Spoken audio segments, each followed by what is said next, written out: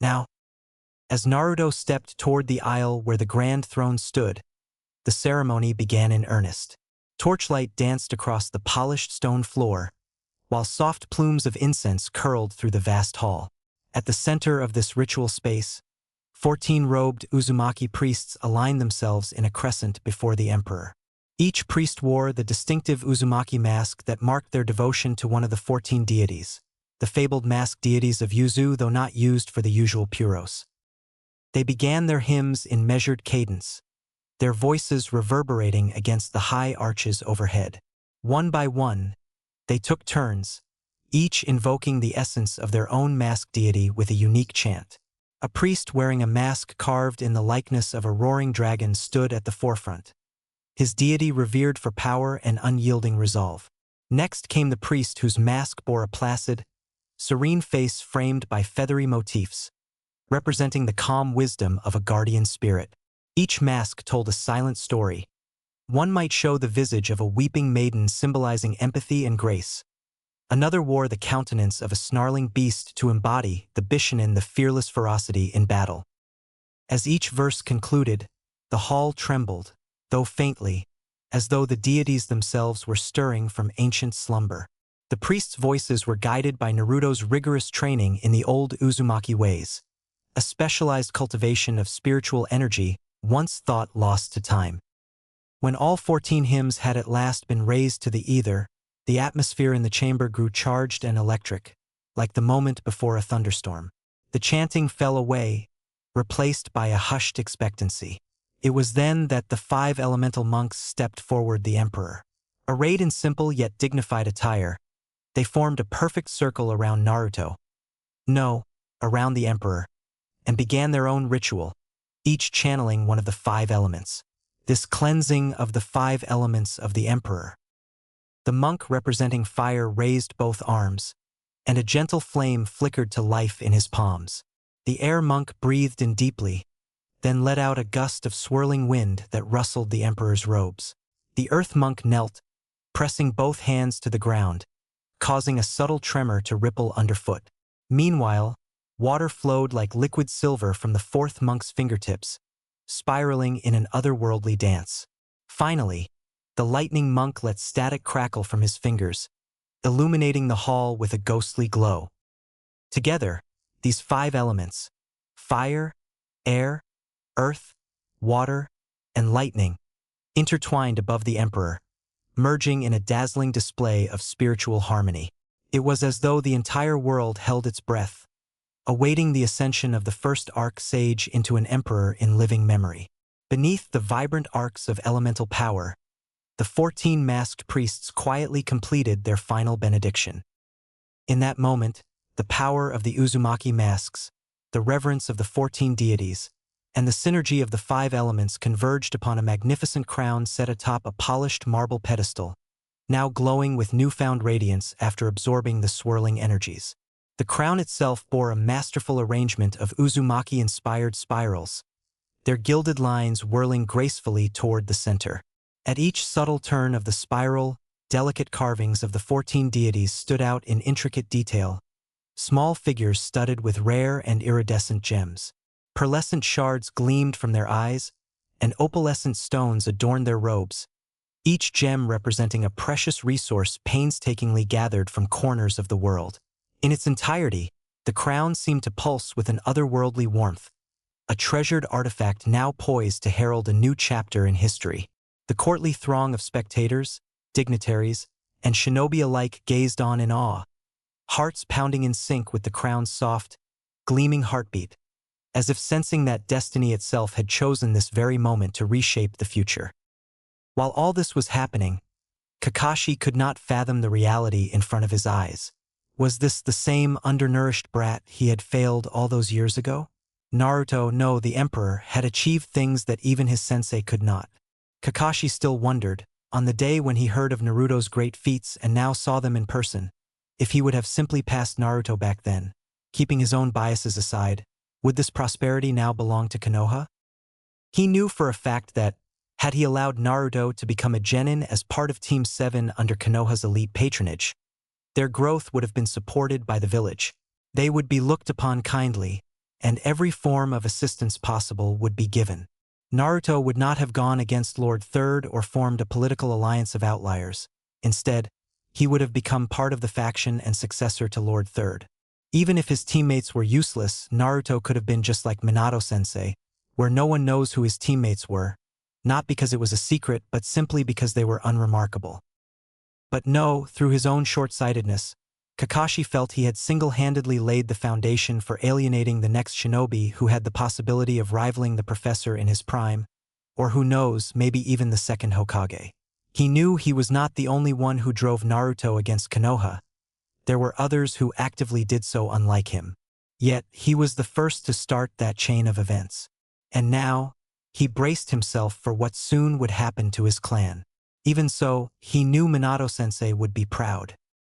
There were days when Kakashi would lie awake at night, replaying in his mind the belated knowledge that Naruto was Minato-sensei's son. He would recall how this revealed his sensei's conviction to Konoha, eclipsed by the love for his family, because Minato-sensei did not make Naruto the Jinchuriki fully aware that an Uzumaki clan was the only one who, without a shred of doubt, could hold the Kyuubi, yet still he chose Konohamaru. Now, Kakashi realized his sensei saw something bigger all along. He saw greatness in Naruto. Minato-sensei was not naive enough to believe that all his enemies, and especially Lady Kushina's enemies, would give his son a happy life, that is if they allow him to live in the first place, not being a Jinchuriki. In fact, being a Jinchuriki would have made life a worse hell than even the normal fate of a host, because the Konoha's leader unanimously despised Lady Kushina. But making Naruto a Jinchuriki would have at least assured his survival. Instead, Minato-sensei chose freedom of choice for his son rather than the assurance of life for his son. Naruto might have lived or died before reaching adulthood, but not being a Jinchuriki meant he would not be molded or enslaved by any ideology, and he will free to choose his own path. The village, of course, tried to keep him weak, hoping to stifle those Uzumaki traits once they emerged. Yet Kakashi could see now the gate of freedom Minato-sensei had left half open for Naruto, a gate now leading to the most magnificent city in the elemental nation. Kakashi breathed unsteadily at the realization.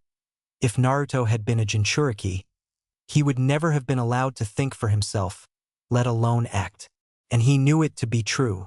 Konohamaru, for all the teachings he had received under Lord Jiraiya, Lord Alaria, and Lord Third, was still just a bright lad trying to stand as a counter to Uzumaki Naruto.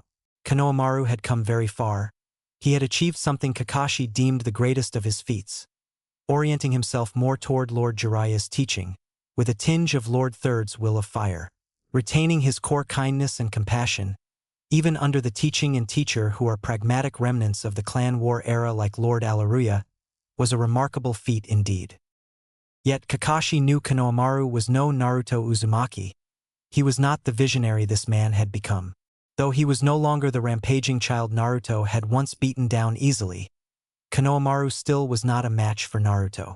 Not yet, at least not until he mastered the last two tales. For Jiraiya, duty bound him to Konoha, but nothing could restrain the joy he felt in witnessing Naruto's ascension. The old toad sage could barely contain the swell of emotion in his chest. From what I can glean, Jiraiya thought, Naruto's very existence itself has changed the flow of fate. To behold what he has become, what he has done, is more rewarding than anything. Perhaps Minato was right to believe his son would change the world, not because of some prophecy, but because he simply believed in his son. Yet, not everyone wore Jiraiya's warm smile. Some miles of thought away stood the fire daimyo, Ishikawa Katagami. Composed in regal attire, he displayed only one sign of his inner turmoil, a quick, fierce clench of his fists before returning them calmly to his sides. Born as the 18th son of the former daimyo and child of the 7th wife, Ishikawa was never meant to wield power. In all of the Katagami family's storied history, no son beyond the 8th line had ever ascended to the seat of daimyo, let alone 18th son. But then, he mused, Kushina Uzumaki made the impossible possible. Decades ago, he had been a slip of a youth barely noticed by his own family. Indeed, few remembered he was already 17 when first and last he encountered Kushina Uzumaki. Despite his boyish face, he possessed an astute mind. With near unthinkable cunning, he'd leveraged that chaotic era to emerge as the sole heir to the Land of Fire's throne. No, he was not angry at Kushina. In truth, he was grateful. She'd spared his life when many others had not been so fortunate. Most believed she had overlooked him because he was a mere child, at least by appearance, not realizing he was older than he seemed. In one night, alliances shifted, fortunes crumbled, and Ishikawa Katagami rose to unprecedented power. Yet he knew that behind his unlikely triumph lay the Kushina Uzumaki, an ever-present threat to his life. If the mad women so chose, he was old enough and attempt and succeed. Ishikawa set about solidifying his reign and erase all the threat to him. He turned the Land of Fire against Kushina, stoking their fears and giving them a shared enemy, all so they would unite under him. Then that madman came along and threatened to slaughter everyone who came for his wife. Who does that? But Minato Namikaze was not someone he wanted behind him, so he acquiesced. Then, as soon as Kushina and Minato died, he celebrated, but from the scene, internal strife shook his own hold on power. I was a fool to think that, Ishikawa ruminated. But I learned, and I will not forget. The fools believed he was oblivious to the spawn of Kushina Uzumaki. But when he first laid his eyes on the boy, peeking through the carriage during the attempted coup, he recognized him instantly. Yet, he played his part, feigning ignorance of the boy's true identity and swallowing the gobshit Hiruzen Sarutobi's made up. This moment of deceit was a calculated risk. From that day, he realized his position was tenuous. His second son's involvement in the failed coup, sponsored by the old loyalist families, revealed how fragile his grip on authority truly was. These families deemed his bloodline tainted, too deluded by his mother's relatively recent noble heritage to be legitimate in their eyes. For the first time in years, his supremacy was questioned. Without Kushina to rally against, the aristocracy's gaze shifted toward him. Worse yet, Hiruzen Sarutobi, the third Hokage, had likely known about it and deliberately turned a blind eye, hoping to negotiate a better deal with whichever daimyo prevailed. He decided to adapt. So he decided to play the game. He put down a few smaller families. He couldn't act against the stronger old families, not yet. He waited patiently and found an opportunity when the very same Uzumaki boy started forming political alliances. This time, the fire daimyo turned a blind eye to his growing influence and even subtly helped. Over time, Hiruzen's authority waned, culminating in his defeat in Konoha's high court. The stage was set. As expected, Tsukino Nara came with Hiruzen's proposal to aid in eliminating the old families and granting him full control of the Land of Fire, just like his father had. This was Hiruzen's worst nightmare, as he would once again be fully under his family's influence. However, he was willing to do so in order to maintain control in Konoha. So, he played the banishment card, as even he could not be seen going against his own blood debt. The banishment came next, a calculated move meant to rid Hiruzen of his rival without direct conflict. But it was a fatal mistake on his part. The pawn crossed the board and became a king. Naruto Uzumaki, underestimated by many, had grown into a contender capable of swallowing everything the old power structures held dear. Since he had seen what it was like to live as a mere noble, he could see the writing on the wall, which the fools around him, his equals, were blind to. He could see that while this was the coronation of Yuzushiogakure, and even though no one accepted his rule as the ruler of Hokubu, the coronation, the addressing, and everything else ensured they acknowledged this fact mentally and socially by just being there. That was the reason for all this splendor, and not to boast but to mentally ensure they had no option other than acknowledging this fact. For now, it was only Hokubu, but what assurance did they have? A daimyo, by definition, is the ruler of his lands, but an emperor, by definition, is the ruler of rulers, and expansion is part of the job title. I will find a way, he vowed silently, and I must do so soon. The respect and adoration he saw showered at Uzumaki was all he had always longed for. He knew exactly what people whispered behind his back, what they said about his blood. His own subjects barely offered him genuine respect. They feared him and deferred to his family name, but nothing more. Even though he was deemed the most powerful among the 5 daimyo, Many still looked down on him because of his mother's lowly status. Yet here was Uzumaki Naruto, possessing everything Ishikawa had ever wanted. He could compel the proudest men to stand at his entrance purely through the weight of his presence, a testament to the awe he commanded. All were drawn from their own musings when the herald's voice echoed throughout the grand hall. Now we will commence the crowning of the emperor. A hush fell over the gathering. Whether they came from distant courts or stood as shinobi witnesses, everyone turned their attention to the raised aisles where the royal pedestal lay, crowned by ceremonial lights. By the will of the emperor, and in accordance with the custom of Yuzushiogakure, it is the mother or grandmother who crowns the next lord. However, due to the absence of any maternal mainline Uzumaki, this duty will be carried out by Lady Mithrusha Uzumaki, the oldest living female Uzumaki at 110 years old, Grand Seal Mistress, and head of the Elder Council. She is, for all intents and purposes, the present mother of the clan. A role that will soon pass to her grace, Lady Tsunade Senju, upon their upcoming marriage. A murmur of curiosity rippled through the crowd. Lady Mithrusha, despite her advanced age, stood near the magnificent throne with a regal composure that demanded reverence. Her white hair, streaked with silver cascades, was gathered neatly. Symbolic tattoos of sealing scripts adorned her wrinkled hands, signs of her status as Grand Seal Mistress. Naruto approached Lady Mithrusha, stepping carefully toward the marble pedestal beside the throne. There, resting upon a velvety cushion, was the golden crown shining under the hall's torchlight. With a graceful motion, Lady Mithrusha lifted the crown. Then she took a breath, allowing a subtle chakra enhancement to carry her voice through the hushed audience. Uzumaki Naruto, she declared, heir to the Uzumaki line, child of the whirlpool.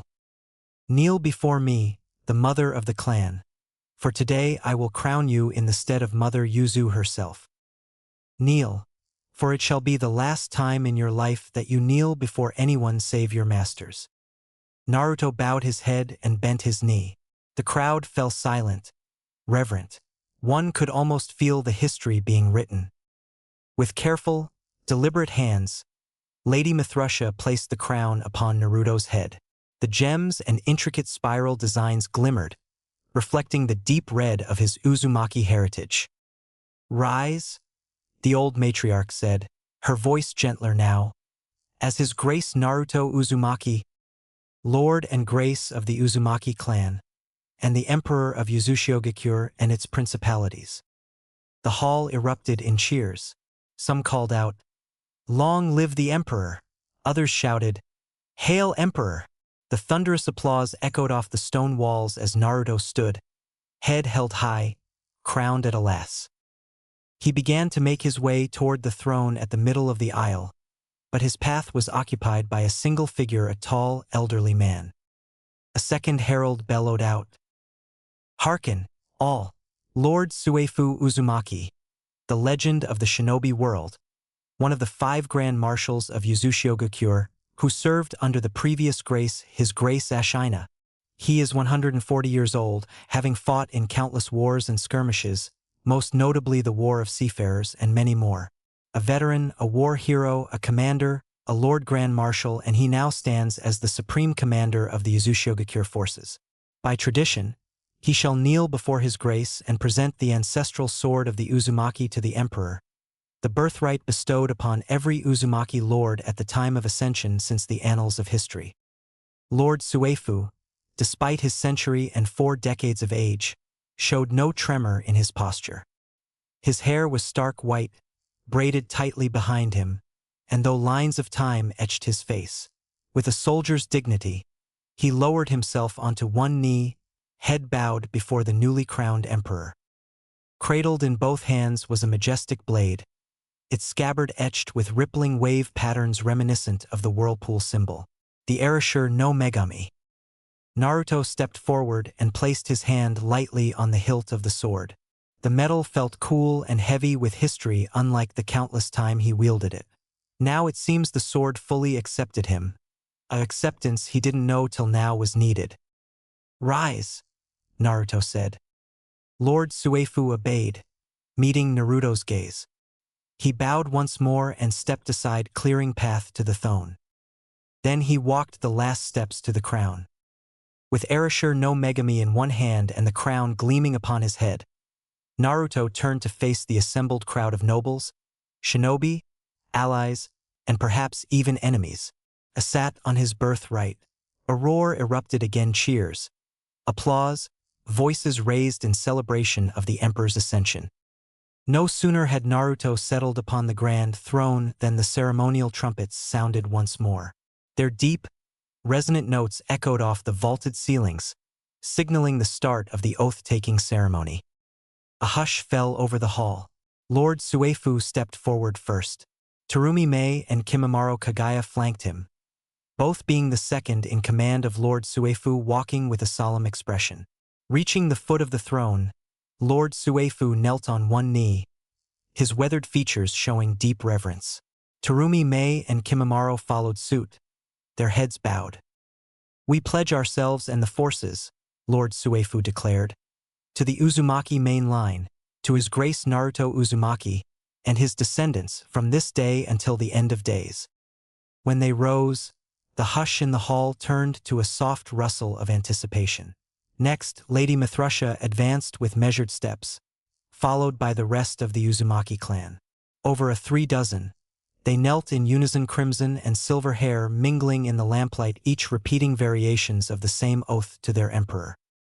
Then came the governors of the various provinces under Yuzushiogakura's dominion. They processed in a slow, stately line, each wearing distinctive arm bracers that indicated their rank and the land they represented: swamps, demons, woods, the valley and neck, honey, keys, sky, vegetables, birds, forests, fangs, noodles, and wave. As they reached the front, each governor pressed a clenched fist to their heart and sank to one knee. "We, the governors of our provinces, swear our loyalty to His Grace, Naruto Uzumaki. May your lands and your peoples know prosperity under your Grace's reign." From among them, Lady Mithrusha emerged yet again, still carrying herself with poise despite her advanced age. This time, she bore a golden staff topped with the Uzumaki whirlpool crest. Accompanying her were the elders from each province, their own silver staves gleaming in the torchlight. Arranged behind them were two more representatives from Yuzushiogakure, each holding smaller yet similarly ornate rods. In perfect unison, the entire Elder Council knelt, placing the butt of their staves carefully on the floor so that the rods lay parallel to the ground, as if offering them to the Emperor. "We, the Elder Council," Lady Mithrusha pronounced, "pledge ourselves once more to the Uzumaki clan and its Emperor. May our wisdom and age guide His Grace's reign, and may his reign honor the divine." At her final word, they all stood, withdrawing with humble bows. Now each clan head of the realm came forward. They wore rings unique to their station, some crafted of fine gold, silver, and bronze etched with clan crests according to their station, others shaped of rare metals inlaid with precious stones. One by one, beginning with the noble clans, then the major clans, and finally the smaller but no less proud houses, they each knelt in turn, proclaiming unbreakable loyalty to the Emperor. The refrain of solemn oaths, laced with ancient words of their clan. Life Okami's oath is given as witness by Lord Inari. When at last this procession ended, a new wave followed. Delegates from mercantile guilds, craftsmen's associations, and scattered enclaves arrived to make their pledges. Each stood in awe of the occasion. Some brought symbolic gifts, while others simply offered heartfelt vows, all drawn together by the momentous crowning of this new age. When the final group finished swearing their oath, a hush dropped over the entire assembly. Lord Suefu stepped forward once more, snapping his heels together in a salute before bowing low. "Your Grace," he pronounced, voice echoing. "The oath-taking is complete." He rose to address them, and his steady eyes. "My friends, my allies, and my people, we stand upon the precipice of a new era. When I first looked upon these lands, Be it the capital of Yuzushiogakure or my other provinces, many saw only impossibility. Undeveloped lands, fields, borders fraught with discord, and distant provinces struggling for living. But where others saw limits, we saw possibility.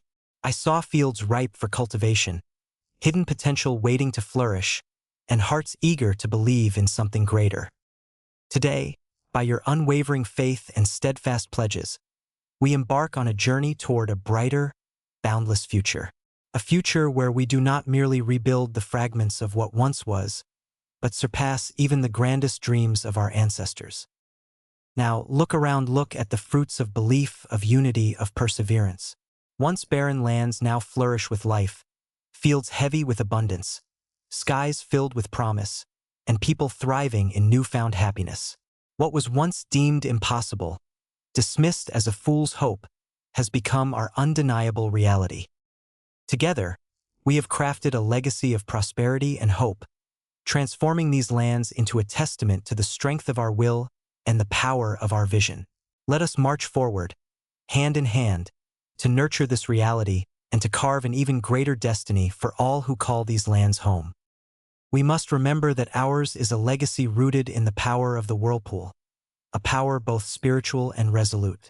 In returning to the old ways, we will open the gates of spirituality once more, welcoming the divine energies of our world to roam these lands unbidden, just as they did in ages past. With that profound connection, we will stand as caretakers, ensuring that our bond with the deities and the natural forces remains unbroken and honored. To every clan, guild, and province that has sworn loyalty today, I promise this: I will guide, protect, and empower you with all the strength and wisdom I have in me, just like my predecessors. And in return, we will take in the responsibilities and rewards of building something worthy, something that will outlast us all. In this era, we will not be defined by the grudges of history or the divisions of the past. We will be defined by our unity, our compassion, and our relentless will to forge a brighter tomorrow. But mark my words, aggression shall be met with preventative force rather than responsive ones. Our whirlpool crest symbolizes both resilience and transformation, and so shall we embody that spirit. We are Uzumaki, born of the whirlpool, ever adapting, ever steadfast. I would also like to take this opportunity to thank the foreign dignitaries who made the effort to attend my coronation. I extend my gratitude to the Uchiha clan, who supported me in my early years, and to the many other clans and individuals who helped shape me into the man I am today. From my father, Minato Namikaze, who left a lasting legacy for me and all my ancestors, to Kosuke Mariboshi, a man who offered his help when no one else would. Welcome to the new era of Yuzushiogakure. May our unity guide us, may our hearts remain true, and may the divine grace of our ancestors protect and bless us all. Henceforth, let us walk forward as one, determined to build a future that illuminates not just our realm, but all the elemental nations beyond. Not long after Naruto's coronation speech concluded, the ceremonial doors swung open to lead the gathered nobility and dignitaries into an adjoining hall. Soft lantern light bathed this new space, and the scent of incense drifted through the air, lending a sacred stillness. Where once the throne took center stage, now an elaborate wedding dais, decorated with graceful paper screens and delicate floral arrangements, stood ready. At the head of the dais awaited 5 elemental monks. Each wore layered robes that bore the symbols of their respective elements: fire, water, wind, earth, and lightning, meticulously embroidered in gold and crimson thread. Though they were considered beneath the archsage in rank, Naruto had insisted on their presence to preserve the sanctity and spirituality of this marriage. His own students, who were equally qualified as shrine heads of the 14 deities who were in equal footing to the elemental monks, but could not officiate because of their bond as disciples, and Naruto wished for an authentic, reverent ceremony. Once everyone settled, a gentle hush fell over the room. Naruto stood at one side of the dais, dressed in traditional attire akin to a formal kimono, an elegant blend of imperial regalia and Uzumaki symbolism. The rich black of the outer robe contrasted sharply with the crimson Uzumaki spiral crest embroidered across his back. Tsunade made her entrance moments later, wearing an exquisite white uchicake robe that gleamed in the lantern light, her fair hair delicately pinned up, and her Senju lineage symbol discreetly stitched along the hem. A collective murmur of admiration rippled through the crowd. The two, emperor and lady, united not only by personal affection but by the confluence of their most legendary clans, commanded awe in every gaze that fell upon them. The 5 elemental monks arranged themselves in a semicircle around Naruto and Tsunade. Each monk held a small ceremonial object symbolizing their element: a flame-shaped charm, a water gourd, a fan for wind, a stone orb for earth, and a forked rod for lightning.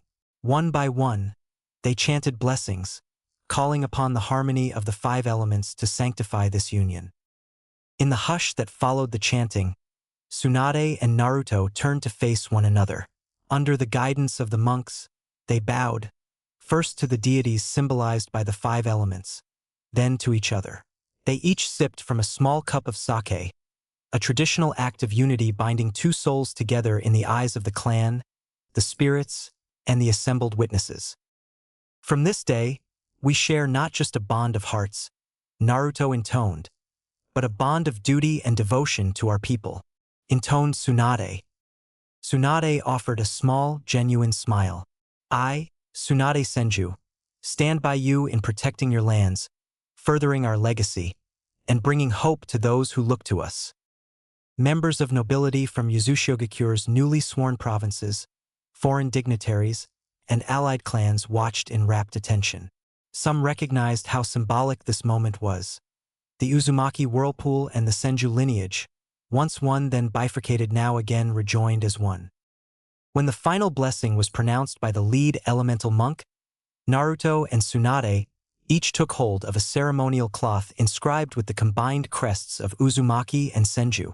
They clasped hands, pressing the cloth between their palms. At once, the monk representing lightning produced a faint spark that danced across the cloth, symbolizing the vibrant energy that now bound them together. The hall erupted in gentle applause and murmurs of congratulations. In the golden glow of lanterns, with the swirling incense continuing to rise like silent prayers, Naruto Uzumaki and Tsunade Senju turned to face their guests.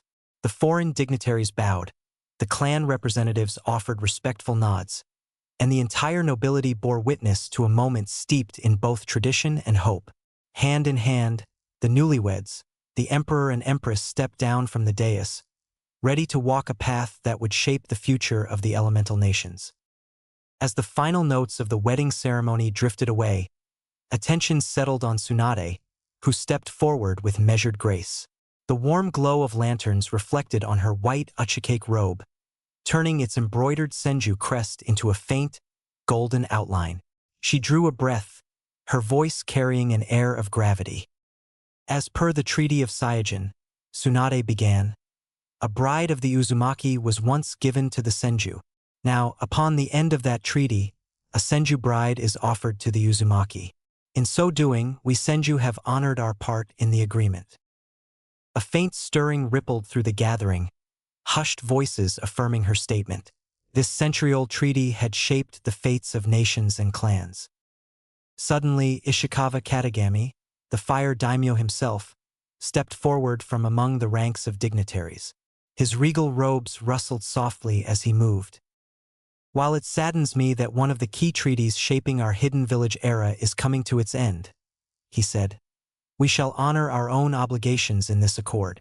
The monetary recompense that was given by Yuzu at the inception of Konoha, 1,000 tons of gold, shall be returned.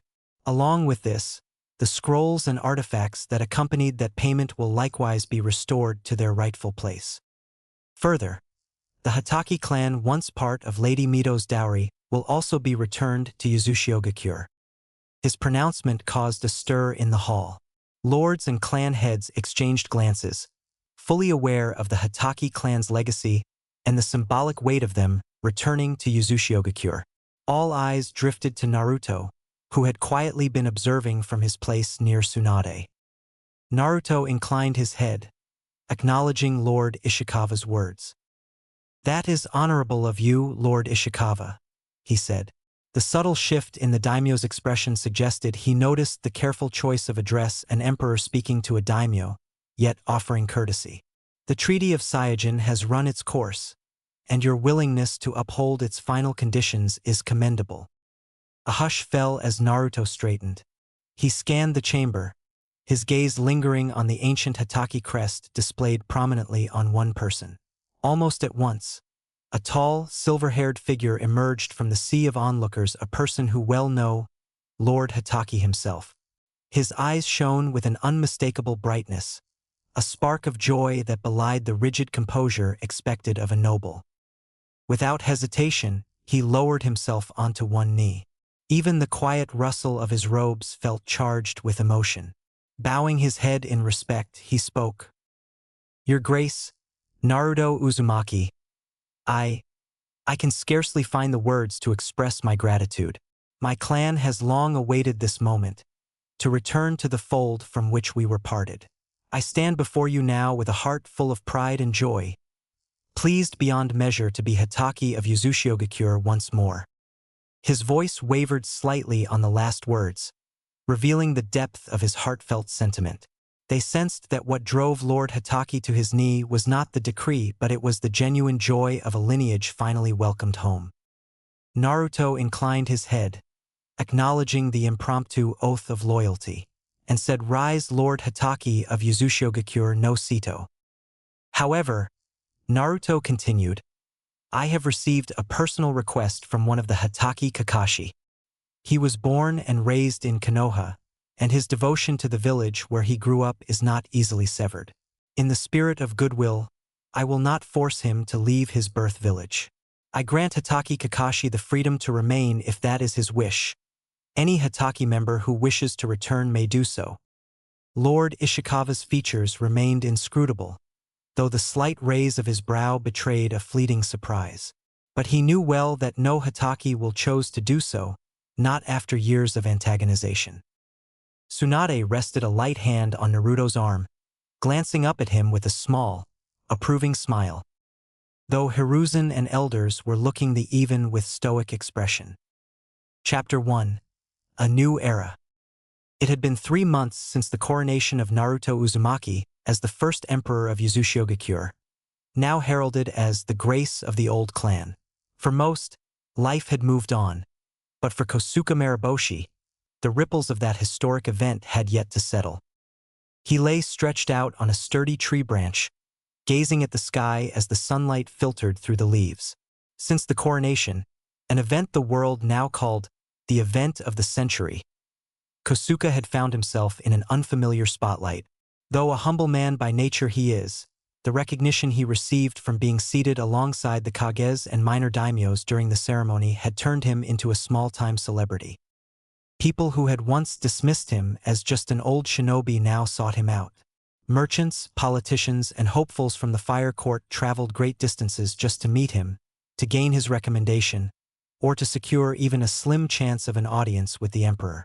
If the rumors were to be believed, getting an appointment with Naruto Uzumaki was next to impossible. Even catching a glimpse of him was considered a rare privilege. Kosuke, ever polite, refused most requests, but some he simply couldn't turn down. Like the son of an old comrade who had sacrificed his life to buy Kosuke the time to escape with a retrieved scroll. Kosuke had promised to look after the boy, though his mother had taken excellent care of him. Over the years, Kosuke had visited occasionally and provided for the family when needed. Now, that boy was a grown man of 29 with a small business of his own, always searching for investors or patrons. Few knew that even during Naruto's time in Konoha, Kosuke and the boy were close. Now that Naruto was emperor, the young man had come to Kosuke with a request. He wanted Kosuke's help to secure an audience with someone in Uzushio who could assist him with his venture. Kosuke couldn't say no to him. Taking out a scroll, he wrote a request to Naruto himself, asking for a favor. That had been a month ago. The boy had since returned from Uzushio, and the tale he told left Kosuke deeply moved. Flashback. "Uncle Kosuke!" the man called out, his voice brimming with excitement as he approached Kosuke's favorite spot under the trees. Though nearly 30 to Kosuke, he would always be that wide-eyed boy from so many years ago. Kosuke chuckled. How was your trip to Yuzu? Did you manage to secure an investment? The man beamed. Uncle, you won't believe it. First, let me say, Yuzu is unlike anything I've ever seen. The city is breathtaking, grand and pristine, like nothing else in the world. When I arrived, I had to pass a rigorous inspection just to enter the gates. But once inside, oh, the splendor! He paused. I stayed at a small lodge to freshen up and headed straight for the administrative building. I didn't even bother trying to go to the palace. Commoners aren't allowed anywhere near it. At the admin office, I handed over your scroll to an officer. He looked confused, then took it to his superior, who left the building. After half an hour, a very noble-looking man entered. He looked like someone important. He asked who I was, why I was there, and how I was connected to you. I was very scared and nervous by then. The man's voice quickened, his excitement palpable. Then, after another hour, an even more noble-looking man arrived. He was a true lord. I could tell by the ring that everyone speaks of, which he wore on his hand.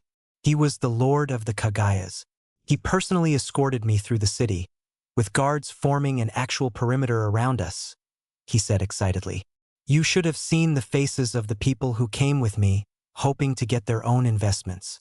They laughed at me earlier, since I had been put on hold for approximately 2 hours by then. Can you imagine, Uncle? Me walking through Yuzu like that? But then, we headed straight to the palace. Kosuke smiled faintly but said nothing, letting the man continue. We reached the palace. The young man went on, his voice dropping as if in awe. It felt like stepping into heaven. Everything was shining, immaculate, and perfect. I think I dirted it just by stepping in. I was told to wait again, and then a lady came to take me upstairs. She taught me how to bow and maintain the proper distance from the emperor. I was so nervous I practiced bowing all the way up the stairs, comically at that now that I think of it. The man laughed nervously at the memory. When I finally entered, the emperor was there, seated at a desk, working on some papers. I knew he was once part of Konoha, but now he is an important figure. Even back then, when he was still here, he was already the strongest person in the village. The sheer presence of him, I forgot all my courtesies and just bowed awkwardly, saying, My lord. The secretary hissed at me, correcting me with your grace. But the emperor laughed and said, Any friend of Kosuke is a friend of mine. Can you believe that, uncle? Kosuke raised an eyebrow, amused. He said that. Yes. Then he got up and walked over to a sofa, inviting me to sit with him. I was so flustered. I didn't think it was proper for me to sit, but he insisted. Even the secretary gave me a disapproving look, but he said, Anyone you send will be treated with respect. The young man took a deep breath. And do you know what he asked first? He asked how you were doing. He even asked if you were still hiding your back pain and said to inform you that the Empress, Lady Tsunade, would be happy to give you a private healing session. Kosuke's hand unconsciously went to his lower back, a small smile tugging at his lips. But uncle, that's not the best part, the young man said, almost breathless. The emperor didn't just invest. He gave me 100 times what I needed, plus a prime piece of land in Neo-Yuzu, in the land of demons, no less. It's now one of the 5 largest commercial centers there. The rent alone would be beyond anything I could afford, but he gifted the land to me outright. My family is set, uncle. I'm leaving the land of fire and moving to Yuzu with my mother. All of this is because of you. The man bowed deeply. Thank you, uncle. I owe you everything. Before Kosuke could respond, the man handed him a scroll. Oh, and the emperor asked me to give you this. End of flashback. As Kosuke lay back on the branch, his gaze drifted to the scroll resting near his satchel. He hadn't opened it yet, but he already knew its contents. Another invitation to join Yuzushio, to retire in peace under its warm embrace. Yet again he had refused. And yet, as he stared up at the sky, a pang of sadness filled his heart. The land of fire and Konoha, by extension, had lost far more than they had imagined. They had lost things they didn't even expect. Not they per se. Tsukino Nara had warned them, but he and other members of the Fire Council did not heed it. Oh, they were wary of the Emperor. Only a fool wouldn't be, and took extreme measures to curtail his growing power. But they didn't take it to the paranoid level Tsukino insisted on taking. They thought it was an exaggeration. Oh, how wrong they were. The first unexpected blow came with the loss of the Hitaki clan. At a glance, it seemed insignificant. After all, the Hitaki had barely contributed anything to Konoha or the Land of Fire since Lord Tsukumo's death. But they were painfully wrong. The Hitaki's leaving stripped more than just a name. It removed the dog summon's support, which might have seemed negligible to him, but, for Shinobi, it was a huge deal. It also severed an alliance connected to the Nagi Islands. For centuries, the daimyo's family of those islands had maintained a tradition to ensure good fortune. Their firstborn daughter would marry a Hitaki, if there was an unwed Hitaki. Dating back to the clan warring era, this custom had given the Hitaki, and by extension Konoha after their inclusion, exclusive access to the Nagi Islands' rich natural resources. This was done by the previous daimyo. After Tsukumo's death, it was almost forgotten, but the Land of Fire still used the riches. But after the Hitaki left Leaf, Konoha tried to appease the Nagi feudal family by pointing to Kakashi's own ties through his mother, once a daughter of a Nagi daimyo. Yet it was too late. The Nagi had always held the Uzumaki in high regard. Though there was no direct alliance, only through the Hitaki, the Nagis used the Uzumaki as mediators to settle disputes. And now that the Hitaki were back in Yuzushiogakyo's fold, the new emperor didn't waste time. He swiftly arranged a marriage between Sozen Hitaki, now the undisputed heir of the Hitaki, and the Nagi daimyo's daughter. With that, the abundant resources of the Nagi Islands returned to the Uzumaki fold. And that, Jeremy Ethel realized, was only the beginning. What sickened him more was this. Despite all odds and ignoring Tsukino Nara's warnings, Naruto Uzumaki then managed a diplomatic coup with none other than Raitenben no Inoki. Known by some as one of the butchers of Yuzushio, he and his people had seized a few outlying islands that rightly belonged to Yuzushio. Everyone assumed hatred would prevent any accord. Shock rippled through the Land of Fire's halls when news arrived that Inoki had unilaterally withdrawn from those islands, returning them to Yuzushiogakure. No alliance was formed. Inoki made that clear. But a trade deal was signed, opening a critical route that linked the eastern and western edges of the elemental nations. This undercut the Land of Fire, which traditionally leveraged high tolls on trade passing through its territory. The resulting shift in economic power was drastic. And that godforsaken so-called Golden Spiral Bank, newly established by the emperor, fueled further problems. It offered favorable loans to those who traded with or allied themselves with Uzumaki interests. The bank was spreading faster than any disease he had seen.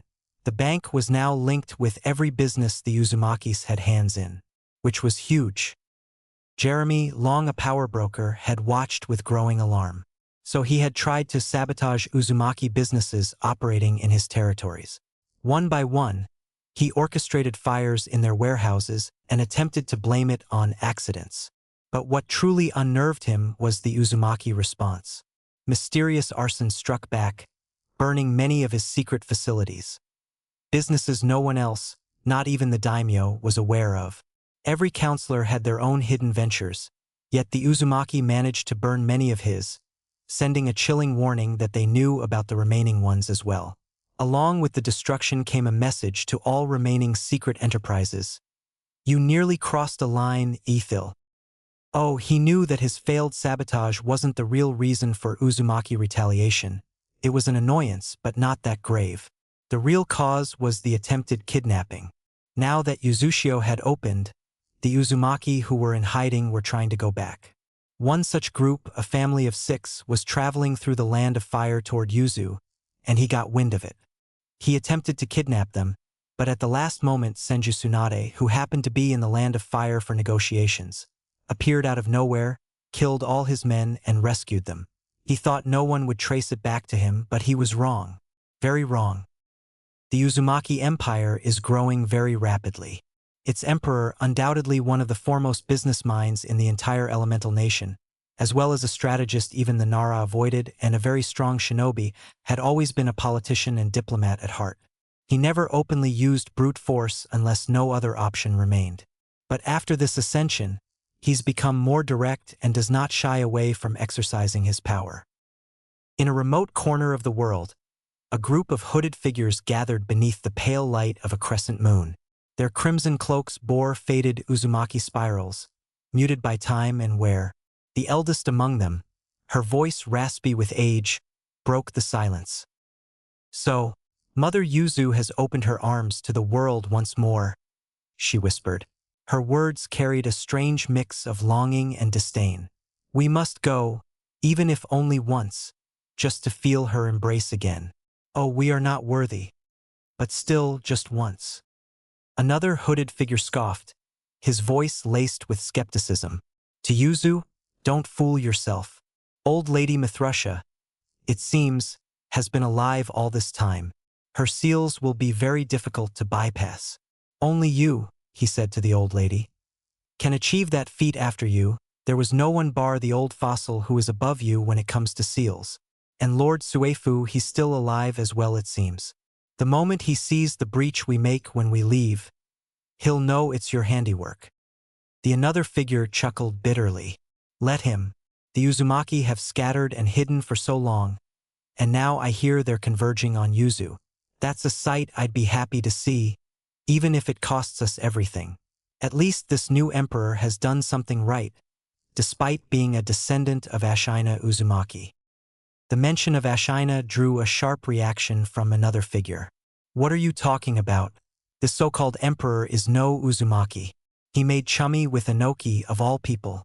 Rather than taking back what's ours by force, he accepted it as a donation. He's as spineless as Ashina ever was. And don't even get me started on the trade deal with IWA. IWA. How can he act as if the blood of our people isn't staining that land?"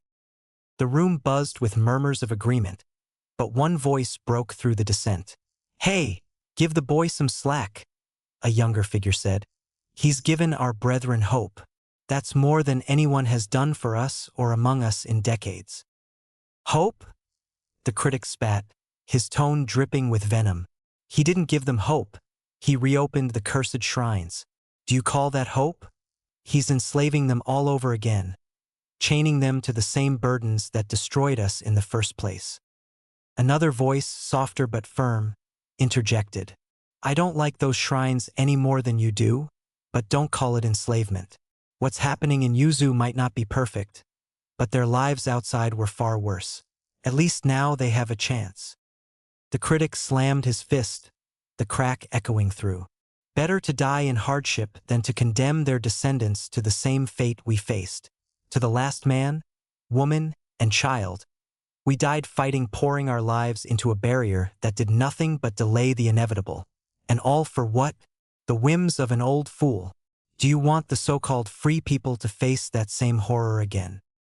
Silence fell, thick and suffocating, until the leader of the group, who had remained quiet until now, finally spoke. His voice was deep and measured. "Enough," he said, his gaze sweeping across the room. "I've heard enough. The emperor has made his choice, and now I make ours. We will not return to Yuzu, not as loyalists, not as family. While we shall never raise arms on fellow Uzumaki unless for self-defense except Ashina's descendant. But considering the situation, we will take the offer of that Madara wannabe." "What? Are you mad?" said the oldest woman who had spoken first. "Completing the Ghetto Mazo is insane, more insane than Ashina's madness." The leader looked at the woman and said, "You may be the greatest seal mistress, and I respect you immensely, but never compare me to that man. No, we will do our part. After all, to get all the tailed beasts, he will have to take the 7 and 6 tails which are in Yuzu. He will meet his match there. This world has no place for us," the leader continued, his voice colder now. "Not in Yuzushogakure, for we are not worthy of Mother Yuzu. If Ashina's descendant wants to play politics with the butcher of our people, Then he's no better than the old man who doomed us all. Let him have his empire. We'll make our own way on our terms. Chapter 2, Dark Cuts. The Grand War Room of Yuzushiogakure, its vaulted ceilings adorned with maps and ancient Uzumaki seals, buzzed with anxious energy. Elite commanders, hand-picked for their skill, loyalty, and strength, stood around a central table, their expressions grim. Lady May, draped in her crimson robes, stood at the head, her presence unnerving. She had summoned this emergency council after receiving troubling news from the southwestern outposts. Zabuza Momochi, the demon of the mist, leaned casually against the wall, a dangerous smirk playing on his lips. Beside him stood Rashiram Uzumaki, the ANBU commander, his hawk-like eyes watching everyone intently. Anko Mitarashi twirled a kunai, her usually cheeky grin replaced by a focused frown. Fresh from her year-long undercover mission, her return to Yuzushio had been marred by this looming crisis. Fuka Uzumaki, leader of the assassination division, stood near the medical representative Nori Yakushi, who was filling in for Lady Tsunade. Suefu, the wise old but acerbic strategist, tapped his cane impatiently, while Mithrusha radiated an ominous presence that silenced the whispers around her. This was unusual for old kind lady, if she knew the content of the upcoming even. Yugo stood apart, his calm demeanor hiding. Amuri Ringo and Jinin Akabino completed the circle, their weapons reflecting the torchlight. This was the might of Yuzushio gathered in one room, warriors who could change the tide of battle, but they faced an enemy shrouded in shadow. May began, her voice cutting through the tension. Ladies and gentlemen, 8 of our outposts have fallen. No communication for 3 days. A lone scout from the reconnaissance team barely made it back alive with news that a massive army is marching towards Yuzushio. The room erupted into hushed debates. Pakura, leader of the newly formed explosion division, stepped forward. "How large is this force?" she asked, her tone sharp. May shook her head. The scout was too weak to provide details, only that the numbers were overwhelming. The army is led by Deidara, the Mad Bomber, and Kakuzu, the Bounty Hunter. The tension thickened. Zabuza's low chuckle broke the silence. Finally, a real challenge. It's been too peaceful since the coronation. Anko shot him a glare. This isn't about your bloodlust, Zabuza. 8 outposts didn't fall to amateurs. We need strategy, not recklessness. Agreed, Pakura added. Blindly charging in will only weaken us. We need to assess the enemy's full strength and intentions before committing to a counteroffensive. What of the Emperor? Yugo asked, his tone calm but with an edge of urgency. Suefu answered gravely. The Emperor is in silence and darkness for 9 days. He left explicit orders not to disturb him, no matter what. Zabuza frowned. And Tsunade? Isn't she supposed to handle things when he's unavailable? Lady Tsunade is in Neo-Yuzushio for urgent matters, Suefu replied. We are on our own for now. Jinin Akabino spoke up, his deep voice steady. Then we act. We need to fortify our defenses and prepare a preemptive strike. Let's show them why Yuzushio remains unconquered. The room hummed with agreement. May raised her hand, silencing them. We prepare for war, but we do so wisely. Yuzushio will not fall. Dismissed. Amuri Ringo smirked, her twin swords resting against her shoulders. Sounds like a plan to me. Let's scout the area, figure out what we're dealing with, and then cut them down where they stand. Swift and decisive. Just how I like it. Jugo, the ever-calm voice of reason, finally spoke. Before we think about cutting them down, we should focus on fortifying the city. If this army reaches Yuzushiogakure, our people must be shielded. They come first. No, Suefu interrupted, his voice resonant and unyielding. He leaned on his cane, his piercing gaze sweeping the room. With the Emperor indisposed and the Empress absent, I take command. As Grand Marshal of Yuzushiogakure, it is my duty to lead this war. That is the meaning of this title, the leader of leaders. Pakura, ever blunt, stepped forward. With all due respect, Grand Marshal, I know your strength and honor, but can you truly keep up with the demands of the position? You're not as young as you used to be. A shadow passed over Suefu's face, but his resolve remained steadfast. That may be true, Pakura, but I must do this, if it is the last thing I ever accomplish. The last time Yuzushio was threatened, I was helpless to act. I refused to let that happen again. He straightened, a glint of determination in his eyes. I am prepared to use the relics of Lord Ashina if it means protecting Mother Yuzushio. And if I must lay down my life for this land, so be it. He took a deep breath before continuing. In the absence of the Emperor, the protocols we devised will guide us. Effective immediately, I am declaring a state of emergency across Yuzushio. Dispatch a letter to the Empress and ensure a protection detail is sent to escort her safely back to the capital. Summon the clan heads at once. We'll need their wisdom and support for what is to come. And recall Lord Kagaya and Mangetsu Hozuki to the city. Their presence will be crucial. Mithrusha leaned toward Rashiram, whispering with a sly grin. The old goat still has some fight in him. Suefu's sharp ears caught the remark, and his eyes glaring before he turned his attention to Kadamaru. You will lead the trap-making squad to secure the southwestern approaches. Your expertise with webs and barriers will slow the enemy down and gather vital intelligence. This is the day you've been trained for. Kadamaru, don't fail me. Kadamaru nodded sharply. Consider it done, Grand Marshal. Suefu then turned to Fuin and Fudo. You'll collaborate with Lady Mithrusha's teams to reinforce the city's inner defenses. If the outer barriers fail and the enemy breaches our walls, I want them to face nothing but death at every turn. Layered defenses.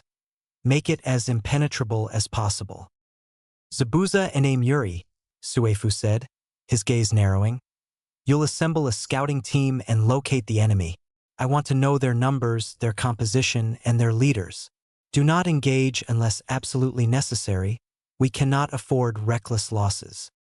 Zabuza chuckled darkly, while Amuri simply smirked. Understood, she said, the edge of anticipation clear in her voice. Mei, Jinin, and Pakura. Suefu continued, his voice steady. You'll prepare our forces for battle. Train them for siege warfare, ensure our weapons and supplies are ready, and solidify the chain of command. Discipline and preparation will decide this war. Finally, Suefu turned to Rashiram. You will coordinate with the Emperor's intelligence network. I want to know if this army has ties to our enemies, be they old or new. Every scrap of information could prove critical. As the Grand Marshal finished delegating, Anko stepped forward, her tone firm. I still believe we should inform the Emperor. If this threat is as dire as it seems, he'll want to know. Mei nodded in agreement. The Emperor should be informed. But until we have concrete intelligence, we must act independently. He placed his trust in us to handle these situations. Suefu's voice rose with authority, silencing the murmurs of dissent. The Emperor will not be disturbed unless the outer barrier itself is breached. Do you think one mere army warrants disrupting his sacred preparations? He trusted us with the protection of Yuzushio. If we cannot stand strong in his absence, then perhaps his faith in us was misplaced. Prove him right, not wrong. Tayuya snorted derisively. Trust? Sounds more like he doesn't want to waste his time on us. Watch your tongue, Mithrusha snapped, her voice icy. The Emperor bears more than you can imagine. Right now, in that chamber, he is deprived of sight, sound, and touch. All 5 senses are sealed as he undergoes a ritual that no ordinary soul could endure. Do not speak of what you cannot understand. Enough, Suefu declared, his voice cutting through the rising tension. This isn't the time for petty arguments. We are Yuzushio's first line of defense, and we will show the enemy why we are never to be trifled with. In a secluded hall deep within the Uchiha district, the clan had gathered. The atmosphere was tense but different from the usual heated debates that often erupted among them. This time, there was a shared sense of unease rather than division. The flickering torches on the stone walls cast long shadows, as if reflecting the doubts clouding the minds of those present. Yashiro Uchiha, known in his youth for his hot temper, had aged into a man of cautious wisdom. He stood at the center of the gathering, arms crossed, his eyes scanning the room. The surge in the purchase of metal and kunai, it's undeniable. Since the Third Shinobi War, there hasn't been such a demand. And this isn't just a simple stockpiling for peacekeeping. This is preparation for war. The murmurs began immediately. "Who's buying?" one voice called. "It must be Konoha," another suggested. Yashiro raised a hand, silencing them. "No, Konoha hasn't approached us for supplies. We've traced the buyers. They're third-party brokers, smaller factions, scattered groups. But the quantities, they all point to something much larger." "Larger than Konoha?" someone scoffed. "Yes," Yashiro replied firmly. "This pattern isn't isolated. If it were Konoha, we'd see demand rising across all major suppliers. But the other smiths and merchants haven't seen the same spike. Whoever this is, they're deliberately avoiding attention." "But why not Konoha?" Inabi Uchiha's voice was skeptical. "Lord Third may not deal with us directly, but he has allies who would. Could still be them." Yashiro shook his head. "Hiruzen Sarutobi would never risk exposing his intentions like this. He gets his supplies from established sources, contracts that have been in place for years. No, this is different, and I don't believe it's Konoha they're preparing to face." The room fell silent as the weight of his words sank in. "If it's not Konoha," asked Jinjiro Uchiha, his tone grim, "then who? And more importantly, where do we stand if war breaks out?" The question hung in the air, heavy with implications. The Uchiha had long been a powerful force within Konoha, but their relationship with the village had grown strained over the years. It was Makoto Uchiha who finally broke the silence, her calm voice commanding attention. "If it's war under Hiruzen Sarutobi's leadership, the Uchiha will not participate." The statement sent a ripple of shock through the gathering. "Are you saying we'll refuse a direct order?" one elder asked, his voice a mix of disbelief. "Yes," Makoto replied, her tone unwavering. "The Uchiha have given too much, our blood, our lives, our pride, for a system that has done little to protect us in return. If Hiruzen calls for war, it will not be our war." "And if it's not Konoha at war, but someone else?" Jinjiro pressed. "That depends," Makoto said, her gaze meeting his. "The Uchiha have always been protectors. If the threat comes to our doorstep, we will defend our home. But we will not march blindly into another conflict for the sake of Hiruzen's ambitions or guilt." Yashiro nodded thoughtfully. "Lady Makoto is right. If war comes, we must weigh our options carefully. We are not pawns to be sacrificed in someone else's game. The clan's survival must come first." "What of Empor?" another voice asked cautiously. "After his coronation, there was much talk among us. He seems different, like a leader worth following. Could this have something to do with him?" "That emperor," Makoto said softly, her expression unreadable, "has defied every expectation placed upon him.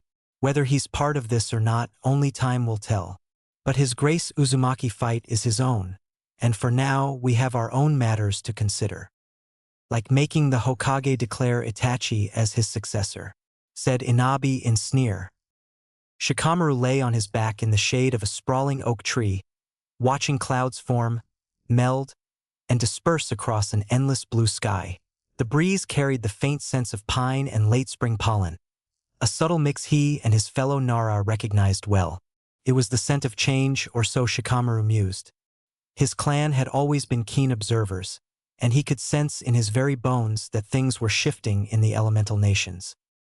He recalled a conversation he'd had with his father, Shikaku, not long after the coronation of Emperor. Shikamaru, as the heir to the Nara clan, had attended that monumental ceremony, an event that had reshaped the political landscape of their world. It had also stirred something in Shikamaru's usually laid-back Sulka curiosity that felt almost akin to anxiety. He remembered stepping into the grand hall where the new emperor took the crown and throne. Shikamaru had never seen such opulence tied so tightly with solemn purpose. Nor had he ever seen their demon sensei in that light. To Shikamaru, Uzumaki sensei had always been that worst taskmaster or monster sensei, as they had dubbed him when he ran his classes at the academy. The irony was that Naruto's old approach, by all accounts, relied on a kind of intimidation to keep his rowdy students in line, basically fear. Yet at the coronation, fear was absent from his people's eyes. There was only admiration, respect, and devotion. Shikamaru still felt a tingle at the memory. He'd never known monster to inspire something so close to reverence. The day after the ceremony, Shikamaru found himself in his father's study. Sunlight filtered through the shoji screens, illuminating the faint lines on Shikaku's face. His father looked tired, exhausted. Even but Shikamaru suspected the man's mind was as sharp as ever. "Son," Shikaku had said, "if this so-called new era comes to be, then it is not going to be easy for anyone. The land of fire, Konoha, other nations, they're all shifting around Uzushiogekure's rise. Uzumaki Naruto will changes everything, alliances, trade routes, shinobi missions, that is his nature. Even our own clan's place in the grand scheme will be uncertain." Shikamaru had nodded, though a large part of him wished he could just close his eyes and drift off. Politics was troublesome at the best of times. Now it had become a storm, the irony. "So, what do we do?" His father smiled wryly. "We observe, we adapt, and we keep the will of fire alive in our own way. The emperor might have given Aunt Tsukino place of high honor, but there is no love lost between us." "What about him personally?" Shikamaru had asked. "Naruto Uzumaki. I saw him at the coronation. He was different, more charismatic than I've ever seen him. The man had an aura."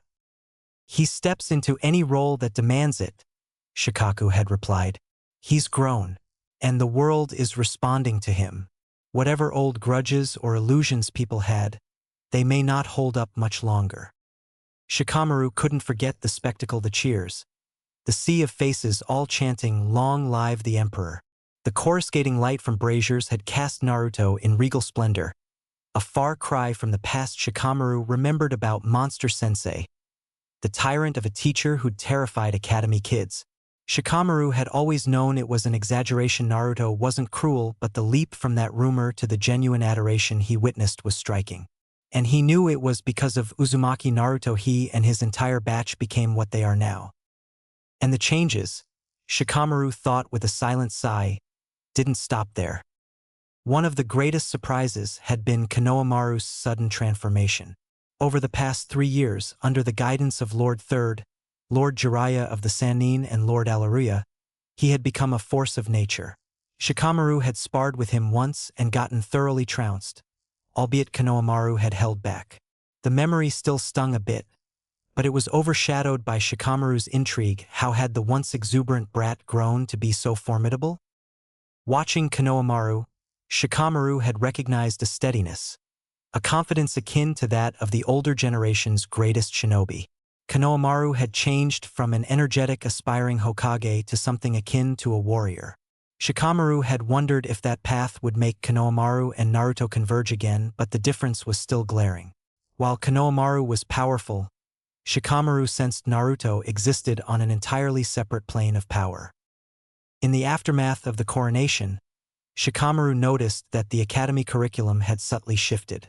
For the past 5 years, 2 names had loomed large in lectures on infamous prodigies: Orochimaru, the traitorous Sannin who nearly destroyed Konoha, and Naruto Uzumaki, the genius who turned his back on the village and attempted a coup. Now, from what Shikamaru had heard, Naruto's name was being quietly removed, as though the village found it awkward to celebrate someone who had effectively become a ruler. Only 3 months had passed, but the changes were undeniable. It was also the law of the land that a leader's name was not to appear in the bingo book. The moment someone ascended to a position of leadership, such as becoming a Kage, their name was removed from the records. His father's warning echoed: observe, adapt, keep the will of fire alive. Shikamaru thought of how much easier it would be to let the winds of politics blow where they might, like clouds drifting overhead. Yet, as the Nara heir, he couldn't be quite that careless. He had a responsibility, first to his clan and then to the village. Konoha might need every edge it can get, he reasoned. We can't be arrogant enough to assume we're the center of the world anymore. Not when an emperor stands in the north, forging a brand new empire out of the ashes of the old Yuzushio. As he got to his feet, Shikamaru brushed stray bits of grass from his pants. His posture was slumped in the typical Nara fashion, but his eyes glimmered with intelligence. He realized that none of the changes were going to halt anytime soon. If anything, they would accelerate. The idea felt troublesome. He loathed the endless strings of negotiations and countermaneuvers, yet his sense of duty and curiosity both urged him on. "Troublesome world," he muttered to the sky, "but I guess I can't just watch clouds all day."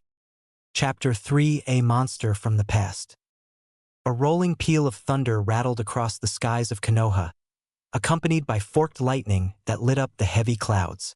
Rain threatened to pour at any moment, or perhaps something more severe, maybe a ferocious storm capable of washing away half the village. From his lonely perch atop the Hokage monument, Hiruzen Sarutobi contemplated these possibilities in silence. It was most unusual for him to be up here at this hour, sitting on the stone head of his late sensei, the second Hokage, Tobirama Senju. But then again, Hiruzen found that as he aged, he took to unusual habits, a predilection for lofty heights and murky recollections.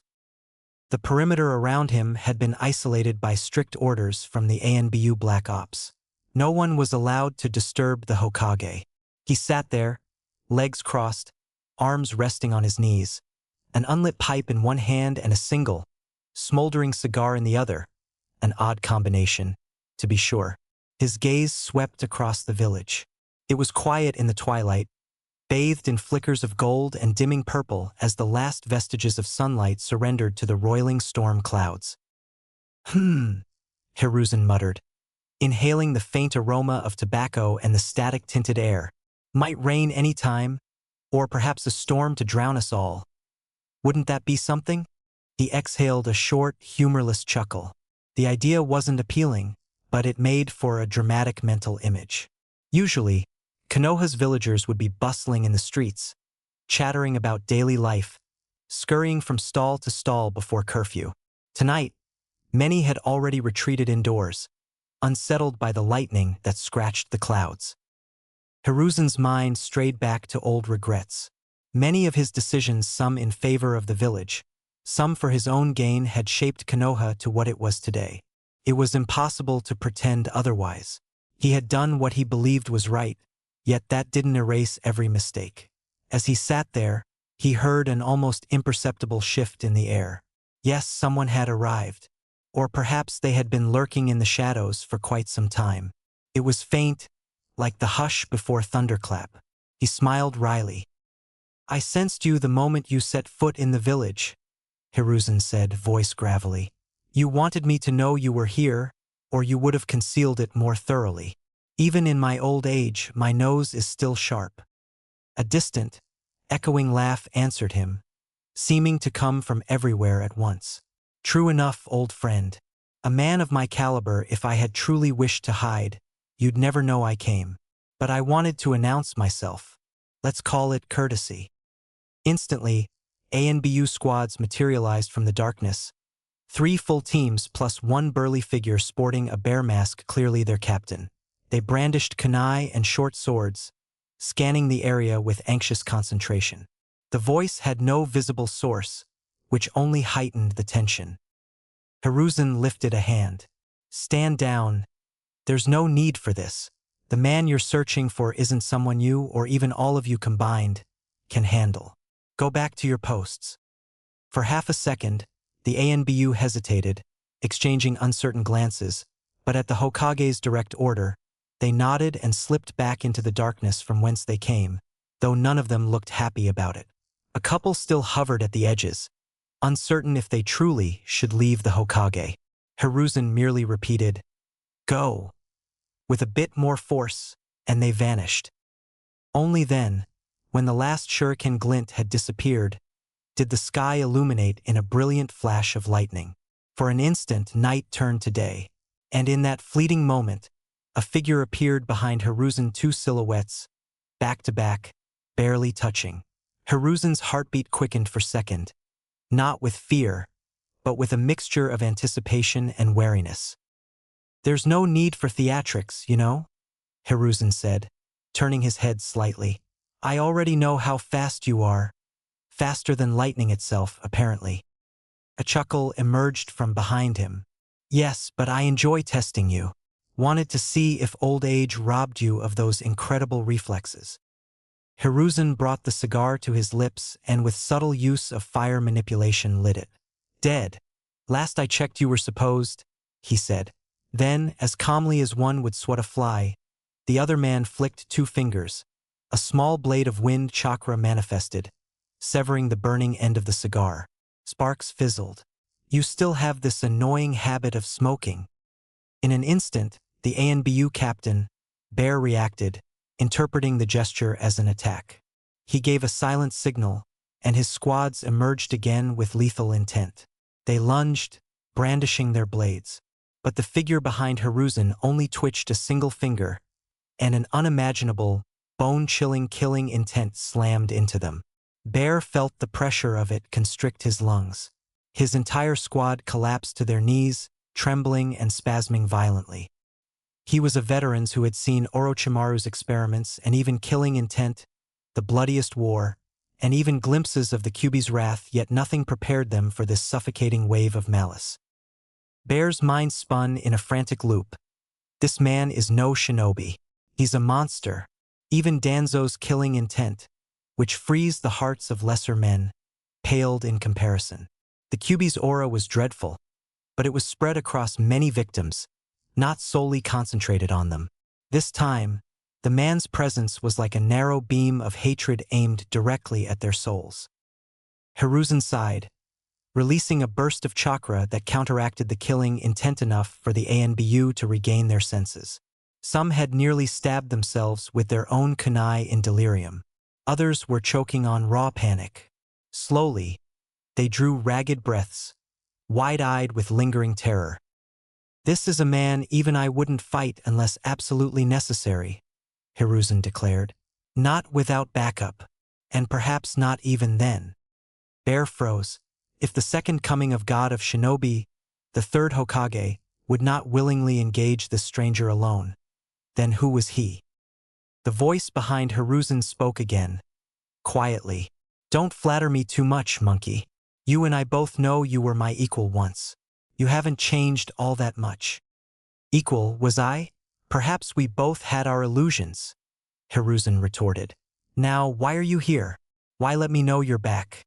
I thought you died for good, and I have to admit, I'd been sleeping better under that assumption." A laugh, low, quiet, but tinged with real mirth, echoed through the storm. "You wound me, old friend. I knew our friendship was never built on daisies and sunshine, but wishing me dead? That's a bit extreme even for you. Let's not be so depressing. Care to give your old comrade a hug?" Hiruzen turned fully, at last setting eyes upon the man's face. "No," he said flatly. "I'd sooner hug Danzo before letting you near me unless it's my fist connecting to your jaw." "Ah, you're as prickly as ever. By the way, how's the lovely Buwako?" Hiruzen's expression cooled. "Dead." His eyes slid over the man's features. The stranger's hair remained a deep sliver. His skin was oddly youthful, yet there were subtle lines of age around his eyes. That robust frame looked as solid as ever. "You haven't changed much except your hair, I guess," Hiruzen muttered. "It's old and young at the same time. Strange. I see you still carry that bulky physique. Quarter Uzumaki, right? So you stay young. In your own words last time we met, I have their cursed blood and all." The man grinned. "Cursed or blessed, depending on perspective. Uzumaki have lifespans that shame other clans, though we do pay a price. But you, old friend, you look like a fossil. Maybe one of Lord Tobarama's latest experiment in the afterlife." A nerve twitched in Hiruzen's forehead. The disrespect, No one had spoken to him like that in decades. Not that he entirely disliked the candor. Sometimes it was refreshing to forego the veneer of reverence people insisted on giving him. With a small grunt he asked, "So how'd you cheat death at the hands of Lord Ashina? No less? I was sure you were finished." The man's lips curled into a mocking grin. Well, His Grace wasn't quite willing to break a promise he'd made to my grandmother. But, oh, the man can be cruel, crueler than you or I could conceive. He sealed me into a petrified state for a few decades, let me simmer in torment, held captive by the entities of Yuzu. But now that Yuzushogakure has unsealed itself, I've returned. The good news being, I am back, monkey, just like the old times, he said with exuberance. Hiruzen grimaced at the fate of the man. He knew that being tormented and agonized by those entities was a worse state than death, 1,000 times worse than being in the Shinigami's belly. Lightning cracked overhead, revealing the man's features in a harsh flash. Hiruzen recognized mischief, cunning, a savage kind of excitement and madness. It was like staring at an old weapon newly unearthed. "So," Hiruzen said quietly, "why come here? As long as I live, you can't harm Konoha. Even in my old age, with my enhancements, I can still be your equal. Moreover, what about the deal you made with Lord Tobarama?" The man shrugged. "I'll ask again, so why come here? I heard whispers of an army heading to Yuzu. Perchance. Did you have any hand in that?" "Hand, Hiruzen? You think so lowly of me? My whole body, including my brain, is in," he retorted. "So you want to finish what you started then? I heard Inoki had joined hands with Uzumaki. Was that a sham? What, you want to join in?" A derisive snort left Hiruzen's lips. "Me? I have better things to do than start a war with Yuzushogakure, especially now that Naruto Uzumaki has crowned himself emperor. If Konoha decides to challenge him, we'll do it in the open or not at all. But that's not my intention." "Ah, so no meddling from you. Then maybe your daimyo?" "No. That man is too spineless. Maybe your old friend Danzo? Actually, I hear Danzo's quite out of the picture these days. But let's not dwell on politics." His grin sharpened. "I have made up a small army, but good old Inoki turned my people away. The fence-sitters as indecisive as always." Hiruzen sighed. Inoki forging alliances with Naruto was a shock. Yes, but he's done so from a distance, apparently. He won't step foot in Yuzu. I wouldn't call that a real alliance. And what about Kumogakure? Are you trying to gather them, too? "Can't," the man admitted with a shrug. "Kumo's finances are in shambles. They can't afford a war. Which leaves Kirigakure. The mist has been restless. Bloodlines from their village have fled to Yuzu, swelling its ranks. Now they're itching for vengeance, or at least a good slaughter. I figured, well, they'd do nicely." "Kiri is diminished these days," Hiruzen retorted. "And do you truly think a handful of mercenaries plus an unstable mist can take on Yuzushogakure and Naruto Uzumaki? You're delusional." An indulgent chuckle was his reply. "Oh, monkey, how you wound me. You know that aside from that sexy black rose, there are few who can match my strategic mind." Hiruzen's eyebrow twitched. "You're telling me you already have a plan. You know something I don't know, obviously." "Patience," the man purred. "There is a reason why I am, after all, the sole apprentice that Lord Ashina Uzumaki, the arch-sage, ever truly took under his wing. There's a certain phenomenon that occurs once every 100 years, enabling an Uzumaki of sufficient skill to harness unique energies. Through present Lord Uzumaki matched the criteria and is now attempting to do just that. During this process, he'll be at his weakest. I know the signs when someone taps those energies. I anticipated this move, that why for past 2 years I have been regaining my power and allies." Hiruzen rubbed his chin, contemplating. "And you plan to strike then while he's indisposed?" "Strikes me as a decent plan," said the man. "If he succeeds, he will gain mastery of storm release. I'd rather not test my luck once he's done it." My old bones have some life in them, but it will chore killing him if he excels and not just scraps by. Even then, I would bet my skill would triumph on him. Hiruzen took a deep breath, letting the thickening wind swirl around them. He's not alone. Tsunade, Lady Mito's granddaughter, my ex-student, rules in his absence. She's one of the most capable kunoichi alive. And then there's Lord Suefu. You do recall him, yes? He's apparently still around, commanding Yuzushio's forces. A low whistle. Suefu, now that's a name. If he was in his prime, yes, I might be in trouble. But last I checked, he's ancient. Once a SS rank, but now an old relic. His gaze hardened. Hiruzen, there is only 6 people I ever feared and knows can defeat me, and they are long dead: Tobarama Senju, Mito Uzumaki, Erashur Uzumaki, Madara Uchiha, Lord Ashina Uzumaki, and Hashirama Senju. Unless you or Hanzo decide to join the fray and you've somehow discovered a fountain of youth. I'm not worried, even then you could only put me stand still, we are equals. Lightning flashed again, more distant this time. Hiruzen felt a pang. For all the man's arrogance, there was truth in his words. Why not wait for Uzumaki Naruto to finish his training? Challenge him fair and square if you're so confident? Ah, you think I'm afraid? The man teased, tapping a finger on his sword hilt, an imposing, curved blade strapped diagonally across his back. I'd call it caution. The real reason is, there's a failsafe built into Yuzu's defenses that only the Emperor can activate. I'd rather not face that. So now is the perfect window, with Naruto Uzumaki incommunicado. I know for the process he will have to seal himself away from all external stimuli to achieve that next level of power. I prefer to fight a foe at his weakest and not test the legendary Uzumaki barrier. We cannot bring it down like last time. After all, I am not the trusted apprentice of this present lord. Hiruzen mocked. Cowardly, if you ask me, but not surprising from you. So, back to the question, why come here of all places? You risked me or my people interfering. So either you're insane or you have a proposition. Monkey, monkey. The man sighed, an exaggerated show of disappointment. Always so impatient. Yes, I want you to join me, or at least remain neutral while I do what needs to be done. I know your daimyo might not agree, but perhaps you could forget to inform him. And if you join me in defying daimyo's words, and when Yuzu is rubble, you can blame me for everything, I will put in a more pliant daimyo if you prefer.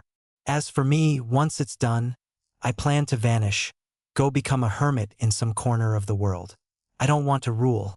I just want to destroy Yuzushigakure, break it once and for all, then slip into obscurity. You know it, I am not lying. The old Hokage's eyes narrowed. So that's your big plan? Why tell me all this? Because we used to be friends, the man said with an odd mixture of sincerity and mockery. I admire your cunning. I know better than most that you're not as squeaky clean as you pretend. None of us are. You all have done shady things for the good of the village, right? Perhaps we can come to an agreement, like last time. Or should I ask the Tsurugi pest again? A flash of memory crossed Hiruzen's face. Times of war, times of sacrifice, times of moral grayness. He exhaled a ragged breath. You're a bigger fool than I remember if you think I'd willingly participate in Yuzu's destruction. You Uzumakis are suicidal. When Naruto finds he can't defeat you and his people are being killed, he will do the same thing his predecessor did. You might not mind dying if it takes the entire army along with it, but I mind my army being erased for no reason. Maybe so, the man said, spreading his arms in a theatrical shrug. But I had to try. Another thing about that sexy black rose. Give her a message. I'm still awaiting her response to my proposal. She's not married, is she? One can hope, yes. And in that fleeting moment, Hiruzen glimpsed a trace of the brash, audacious boy who'd once been his friend many years ago. A boy who'd grown up on the battlefields, forging ties with devils, all while half joking about romance. You truly are insane, he murmured. Never said I wasn't, the man said. So, old friend, do we have a deal? Or do you plan to get the ANBU dogs to chase me down now? The Hokage tightened his grip on his staff, an oddly shaped staff he'd quietly summoned earlier, disguised as an ordinary walking stick. I have no illusions about my ability to stop you without harming the village, especially not with the storm overhead and my age creeping up on me. But don't mistake that for weakness. If you attempt to harm Konoha, I'll be there to greet you with everything I have left. A grin split the stranger's features. That's the Hiruzen I remember. They stood there in silence, the wind swirling around them, the thunder continuing to roll. The man took a step back, letting his cloak flutter in the draft. I suppose I should be going. Time's short, and my allies in Kirigakure won't wait forever. If you care to change your mind, you know how to find me. Just follow the trail of black roses or corpses, whichever is more obvious. So neutrality? Hiruzen's face darkened. I won't change my mind, neutrality. Another flash of lightning, and the figure vanished into the streak of brilliance, disappearing so quickly it seemed like an illusion. Rain began to patter against the stone, collecting in the crevices of Tobarama's carved face. The night was fully upon them now, and the storm raged louder, as if mocking the exchange that had just taken place. Bear and his squads re-emerged, trembling but determined. Lord Hokage? Bear ventured, voice unsteady. Is the threat gone? For now, Hiruzen replied. Slipping a new cigar back into his mouth, he inhaled deeply. But a far greater threat is on its way to Yuzushiogakure. We have to be prepared. He paused, then turned to them. No word of this meeting leaves your lips. Not to the council, not to the daimyo. Understood. They nodded as one, though confusion and dread wreathed their expressions. Hiruzen patted Bear on the shoulder. Keep the village safe. Alert our watchers near the borders. If you see any unusual movement, report to me immediately. We might have to reconsider our stance toward Yuzu. Even with our hostilities toward Yuzu, if it falls, we risk entering the Fourth Shinobi War. Everyone will scramble to fill the vacuum of trade and business. The politics, complicated. But I won't let Konoha be dragged into a war by that madman's manipulations. Bear exhaled, a relieved sigh. Yes, Lord Hokage. With that, the squads disappeared once more. The storm built in intensity, lightning dancing across the dark expanse, thunder cracking loudly. Hiruzen stood there, letting the rain soak into his robes. His mind churned with memories of training under Tobarama, of the Warring States era, of old friends turned enemies. He thought of Uzumaki, an emperor now, possibly sealed in some hidden chamber for whatever maddening thing those Uzumakis do. He have no love lost with Yuzu or Uzumaki, but this madman action will plunge the entire elemental nation into war. Life had certainly taken them all in bizarre directions. He recalled the man's last words about proposals and of Tsukino, and shook his head with a faint smirk. Some things never changed. That man had always had the capacity to both amuse and horrify him in equal measure. But this also gives him an opportunity he will not waste. Yes, you're back, old friend, Hiruzen murmured. And you've brought a storm with you, how ironic. His pipe long extinguished, his cigar wet, he flicked them both away. They tumbled off the monument, disappearing into the swirling leaves. Chapter 5: The First Wave. Sun rays struggled to pierce the thick clouds looming over Yuzu's imposing walls. The morning air was thick with tension, and along the parapets, the defenders of the whirlpool stood, their eyes trained on the enemy below. From his elevated vantage point on the northern rampart, Suefu Uzumaki studied the enemy formations with furrowed brows. For the first time, he could see more than just the sprawling camp of soldiers. He could now make out the commanders leading this army. Below him, a vast host gathered on the narrow coastline, the forces of Mist, commanded by Yagura, bolstered by hundreds of mercenary groups and armies from minor villages. Scattered among them were remnants of Otogekire's forces, and at the edge of the formation was a rogues gallery of powerhouses Kakuzu, Haiden, Deidara, Sasori each at one corner, and the figure of Orochimaru of the Densetsu no Sannin, perched atop Manda. Around Orochimaru swarmed a large army of his experiments, their forms marred by cursed seals.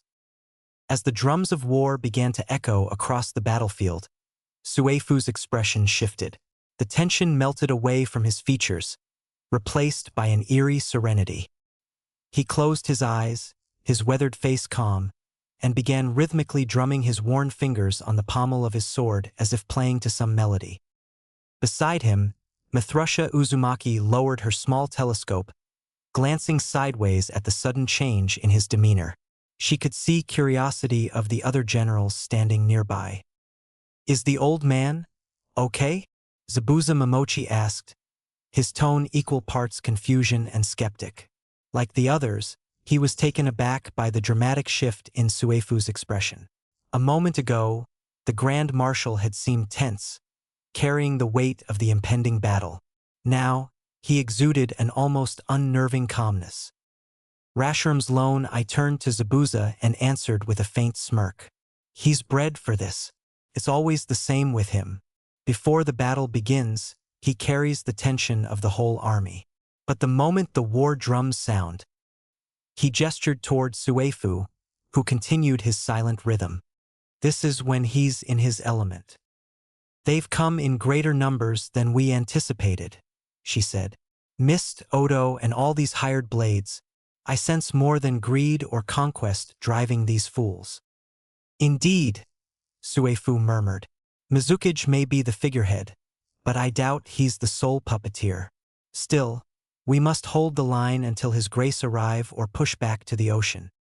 Suefu gave a curt nod, stepping back from the edge of the rampart to address the assembled generals and commanders and army gathered along the stretch of the stone walls. The clan heads, Mei Terumi, Zabuza Momochi, Amuri Ringo, Jinin Akabino, Pakura, Rashiram Uzumaki, Nori Yakushi, Anko Mitarashi, Fuka Uzumaki, Fuin, Fudo, Kana Uzumaki, Tayuya. Turning to face them fully, Suefu's commanding voice rang out like thunder, cutting through the air and carrying to the ears of every warrior assembled along the walls. "Warriors of Yuzu," his voice was loud. "In this hour of need, as invaders stand at our doorstep, remember this, our mother Yuzu, the land that has embraced us, the land that has sheltered our families and loved ones, now calls upon us. And yet, there are those cravens, those fools, who dare desecrate the very sanctuary that has given us life and purpose." He paused, letting the weight of his words settle over them. The silence that followed was taut with anticipation, broken by the distant beat of the enemy's war drums. Then, a roar erupted from the assembled soldiers and commanders. "No! No!" Suefu's voice rose above their cries. "In the name of his grace, the Emperor, we will fight. To the last man, to the last woman, to the last child if need be. We will protect these lands, our lands, until our very souls are burned into the stone beneath our feet or our bones decay in the soil like Mu no our predecessors." A collective cry of defiance surged from the walls, reverberating like a tidal wave across Yuzushiogakyure. Suefu raised a hand for quiet, and the crowd instantly stilled.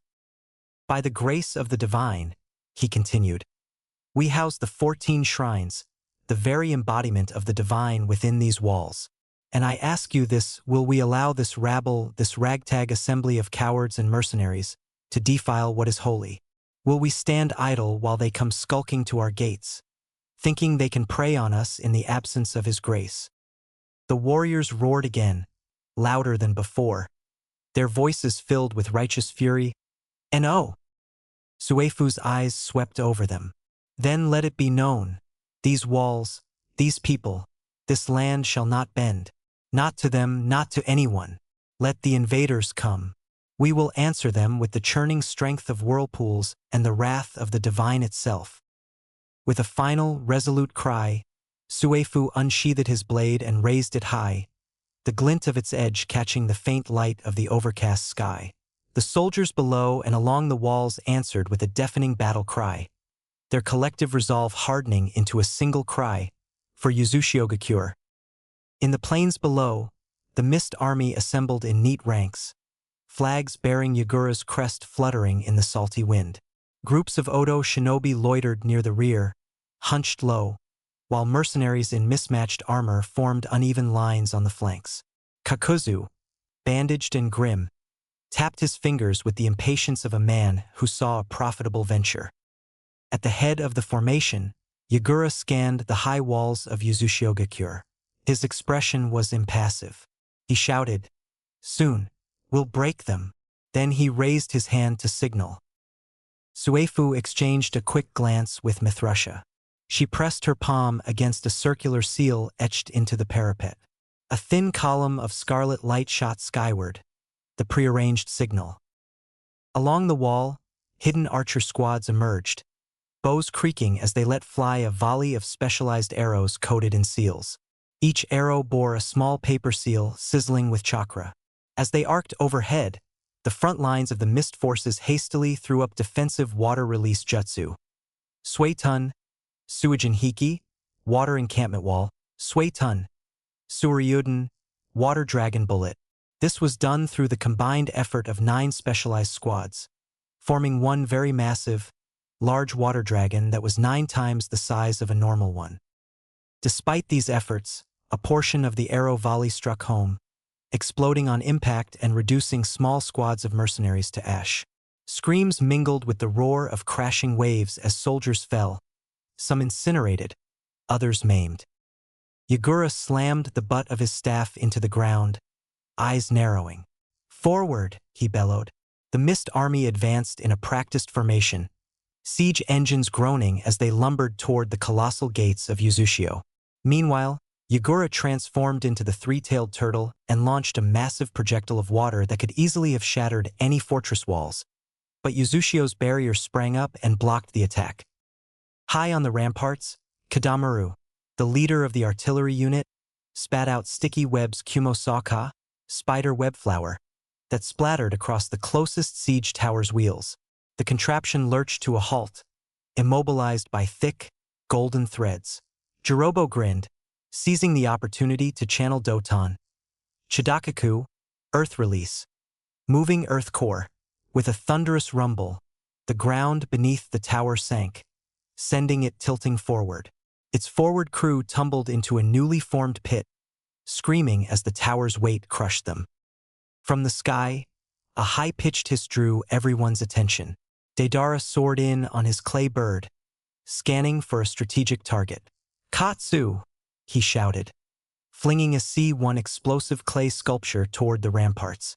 A compact explosion rocked the walls, forcing defenders to brace themselves. But again, the barrier of Yuzu sprang up and shielded the defenders. When they saw that consistent attacks on the barrier by Deidara could be fatal, Fuin countered with a volley of illusions Megan. Cairo, demonic illusion, corridor, creating ghostly corridors that flickered across the battlefield. Deidara's aim faltered as his bird swooped down, colliding with illusions that distorted distance.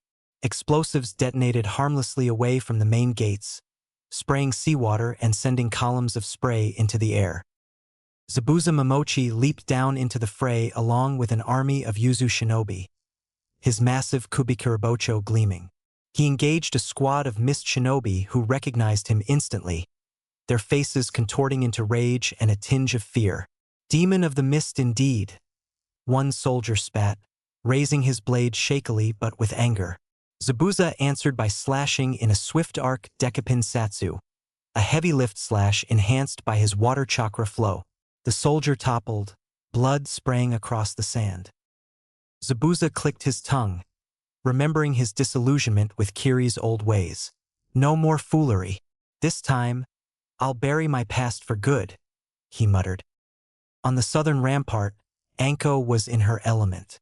Her movements were sharp, purposeful, and terrifyingly fluid.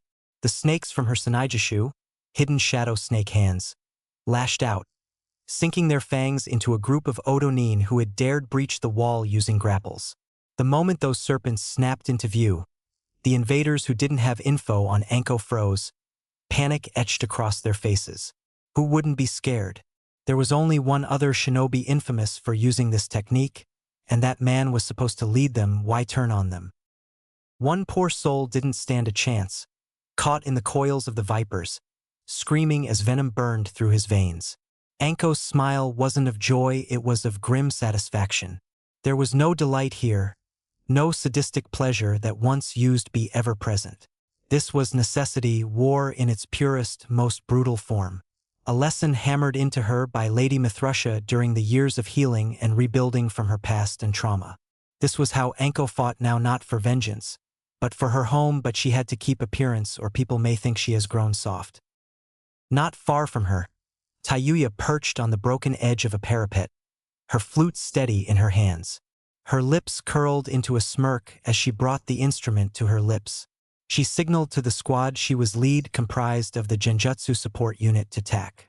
The haunting, grating melody of Mitiki, Mugen Onsa, Demon Flute, Illusionary War Ensemble, poured out, wrapping around the advancing mercenaries like a sinister mist. The effect was immediate.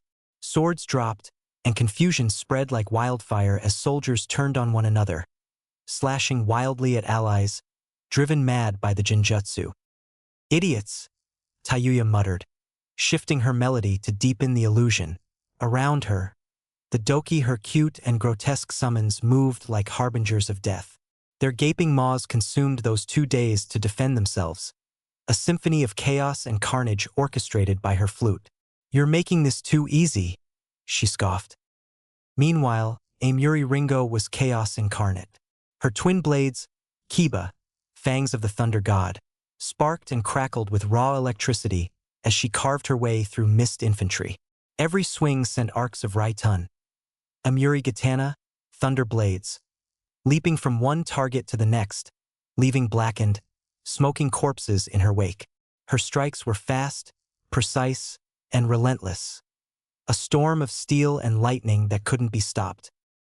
"You thought you could take Yuzu?" Amuri snarled at a trembling mist shinobi who dared charge her. Wrong move.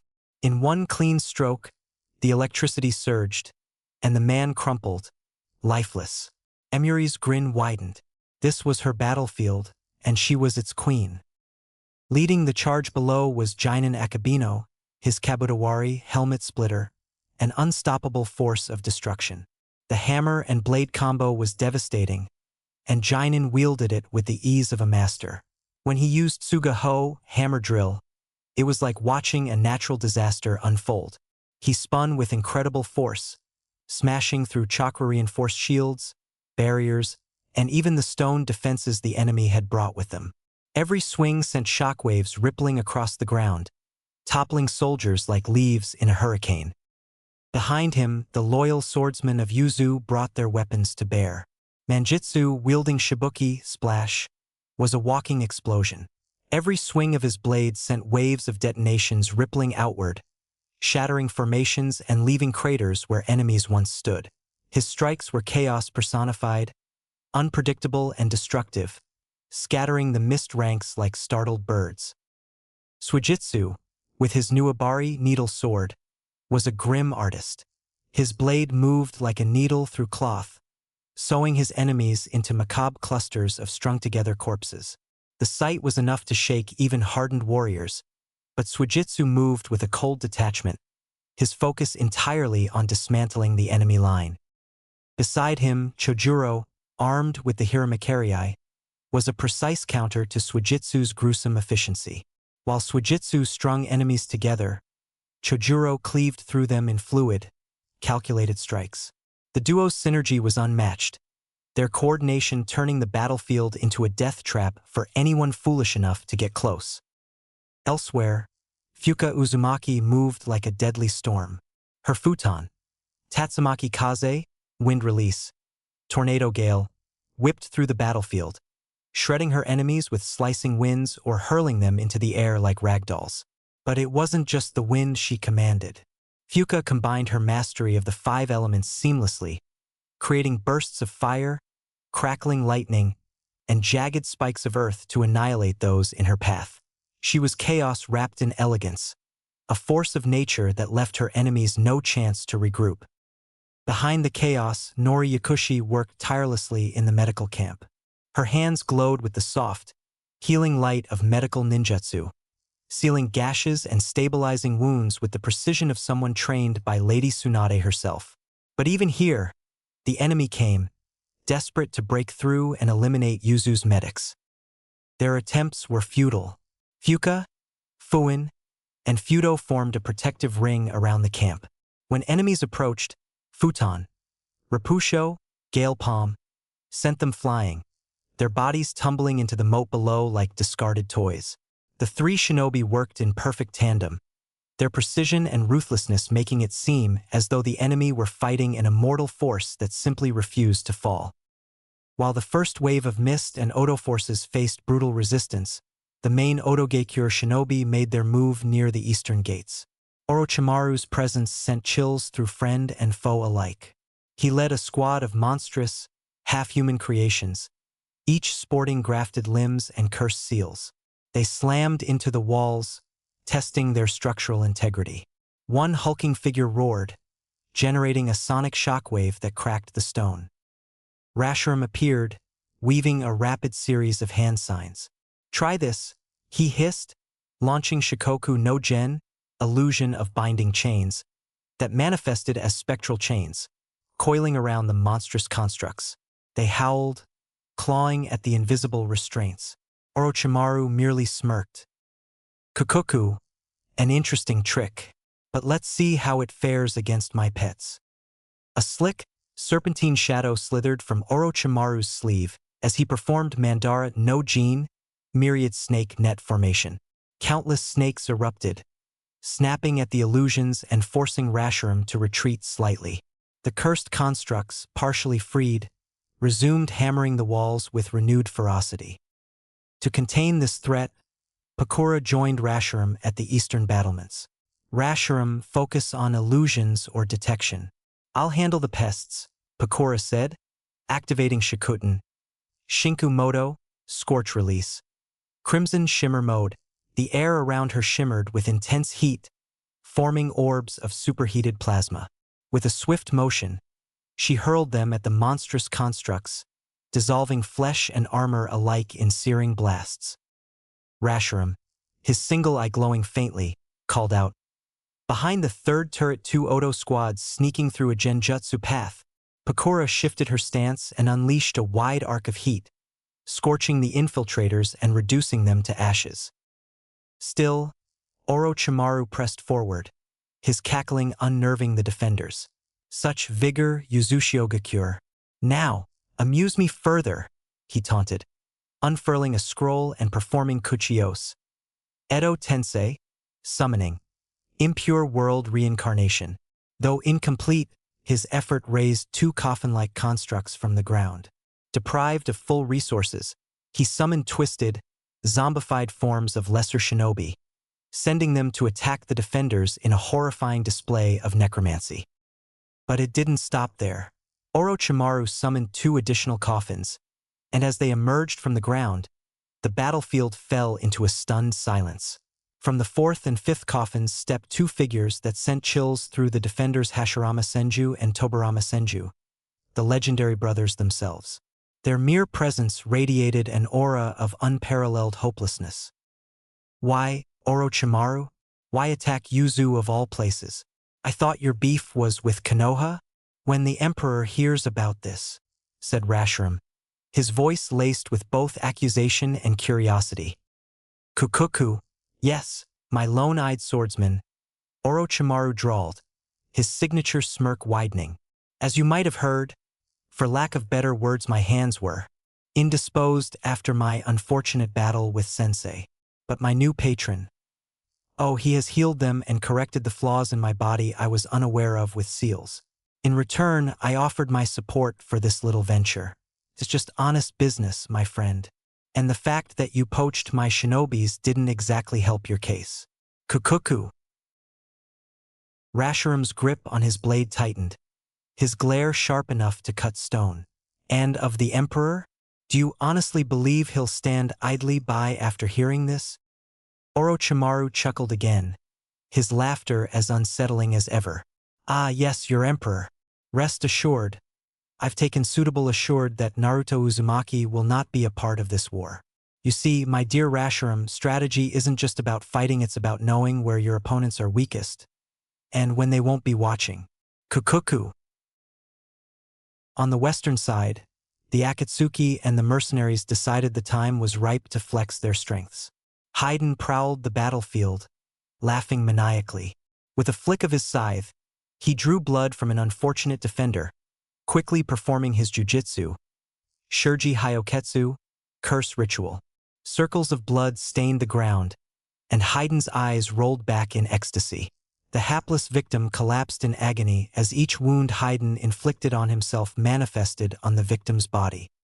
Kakuzu, unimpressed by Haydn's theatrics, tore off his cloak, revealing writhing black tendrils beneath. "More hearts," he grumbled. Launching into Jianggu, Earth Grudge Fear, his masked constructs emerged, each spewing a different elemental blast. Futon, Atsugai, Wind Release, Pressure Damage, followed 3 more in conjunction. Keton, Zukaku, Fire Release, Intelligent Hard Work, Rai-tun, John, Lightning Release, False Darkness, and Sway-tun, Mizu Heki, Water Wall, from a 4th masked form. These elemental barges hammered the walls, forcing defenders like Kidamaru and Jirobo to scramble for cover. Jirobo stabilized collapsing sections of stone with Doton Jutsu, while Kidamaru returned fire with spider silk arrows laced with paralyzing toxins. Sasori advanced more methodically, releasing an Akahigi, red secret technique, army of puppets. Like a silent wave, they scaled the wall, razor limbs cutting down hapless defenders. Zabuza and Amuri joined forces to slice through them, water and lightning combining in arcs of lethal brilliance. Sway-tun, Mijuame Hari, sticky water needles, interlaced with Rai-tun surges that fried Sasori's wooden minions. Deidara, frustrated by illusions that masked real targets, soared overhead. "I'll show you art," he shouted, forming a C2 dragon from his clay. Bombs rained, turning segments of the battlefield into craters. Fuin conjured illusions of decoy towers that successfully misdirected half the explosives, but the concussive blast still shook the foundations, knocking archers off the parapets. XXXX. Despite the relentless onslaught, Yuzushiogekure's defenders held firm. Kana Uzumaki engaged in ceiling-based warfare, flicking out Fuinjutsu tags that neutralized incoming ninjutsu. One Odo Jonin lobbed a Keton, Gokakyu, great fireball at the parapets, only for the scorching mass of flames to fizzle into inert smoke under Kanna's well-placed seal. Blood ran along the base of the walls, turning the surf a sickly red. The thunder of jutsu and screams filled the air with a maddening din. For every missed shinobi struck down, another took his place. For every puppet destroyed, Sasori summoned 2 more. For every monstrous creation halted, Orochimaru unleashed a new abomination. Even so, the defenders inflicted catastrophic losses on the invading forces. The coastline was littered with fallen mercenaries and dismembered puppets, testament to the courage and ferocity of Yuzu's generals. Mei Terumi herself took to the walls, unleashing Yotan, Yokai no Jutsu, lava release, melting apparition technique, in molten waves that swallowed groups of mercenaries. Jugo, partially transformed, hurled boulders the size of wagons, crushing siege engine after siege engine. Rashiram signaled flares whenever he detected infiltration points, enabling Tayuya and Anko to ambush infiltration squads. Yet even as they fought with valor, the Yuzushio shinobi felt the weight of each passing moment. They had come prepared for this invasion, but not for it to be sustained by so many powerful rogues at once. The major seals, intended to ravage the enemy ranks long before they reached the walls, had been neutralized by unknown means.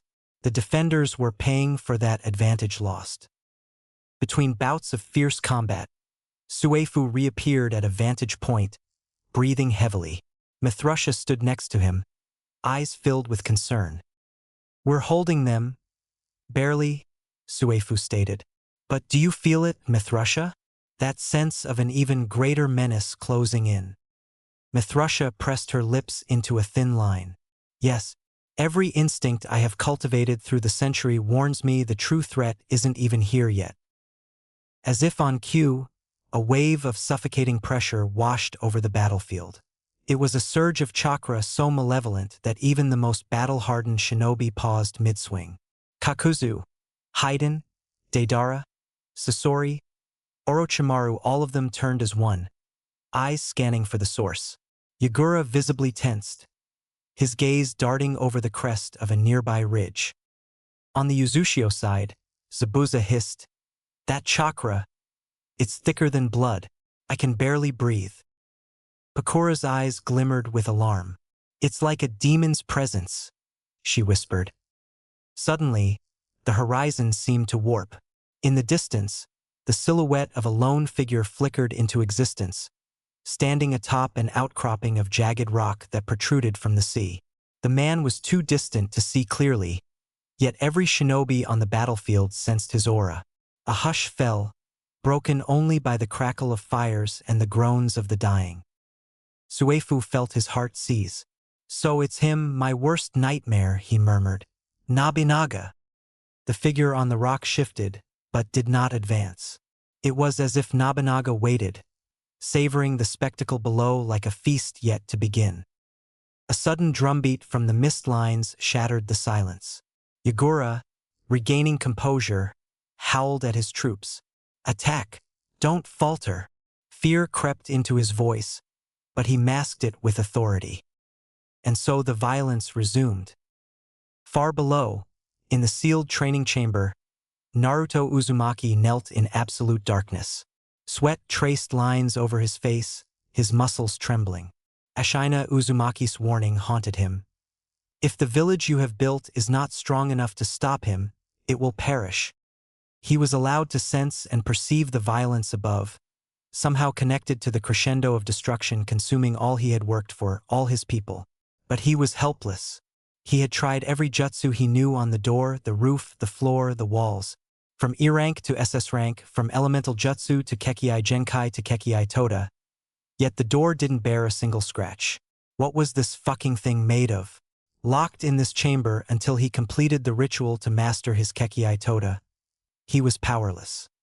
The swirling mixture of silence, pressure, and the faint pulse of his own chakra were all that remained.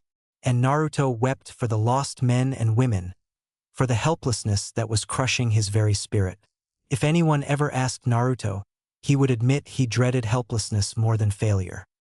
He could see it all like he was standing there, his mind's eye showing every gruesome detail of the battlefield. Uzushio's walls were a war zone, besieged by nightmares. War horns blared, steel clashed, and the winds howled. It was chaos, raw and unrelenting.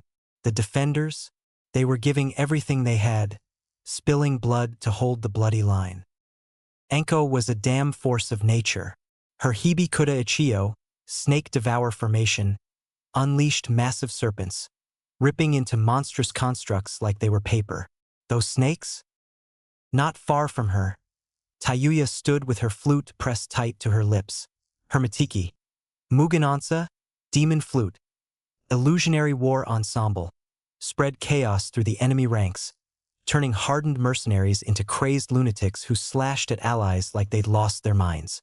The Doki, monstrous and unrelenting, tore through those unfortunate enough to be caught in the Jinjutsu's grip. Tayuya barely flinched, her scorn evident in the venomous mutters between notes and profanity. She was in control, commanding destruction with every twisted melody. Then there was Zabuza, now bloodied, beaten, and still swinging that massive Kubikirabocho like it was an extension of himself. But even Zabuza couldn't fight forever, and Naruto could see the cracks forming. Each swing slowed, each dodge grew closer to failure. Jugo was a walking killing machine. He had just faced the Senju brothers and now his body filled with wounded and barely holding. But he was smashing siege towers and scattering enemy formations like leaves in a hurricane. But there was something tragic in his roars, the anguish of a man forced to embrace the very rage he hated. Naruto felt the pang of guilt like a knife twist. Jugo deserved better than this. Pakura and Rashiram were trying to hold back the tide. But against the Senju brothers? It was an impossible task. But they had to after Yugo was almost killed by them. Pakura's Shikutten orb scorched everything in their path, but Hashirama's would release and Tobarama's otherworldly strikes made it feel like her attacks were barely making a dent. Rashiram's illusions gave brief moments of reprieve, but Naruto could see the strain etched into his face. They were holding, but just barely. Jinin, with his hammer sword Kabutawari, was locked in a grim dance with Sasori's puppets. He smashed through them with raw power, but Sasori's supply of reinforcements seemed endless. The exhaustion in Jinin's movements was impossible to miss. And the enemy? They weren't letting up. Kakuzu's elemental blasts tore through defenses like they were nothing. Haiden cackled with bloodlust, dragging his scythe through the chaos like a madman painting a masterpiece. Deidara's explosives rained down like fire from the heavens, and Orochimaru's Edo Tensei monstrosities, hammering away at Uzushio's defenses with cold, unfeeling corpses. And the distant figure of Nobunaga, perched above it all, his chakra radiating malice. He didn't even move. He didn't have to. His presence alone was enough to crush morale, to make every defender feel like this battle was already lost. Naruto clenched his fists so tightly his nails bit into his palms, drawing blood. Helplessness burned in his chest, threatening to consume him. He was supposed to be there, fighting alongside them, protecting them, but he couldn't. This isn't fair. I'm supposed to be their emperor. I'm supposed to save them.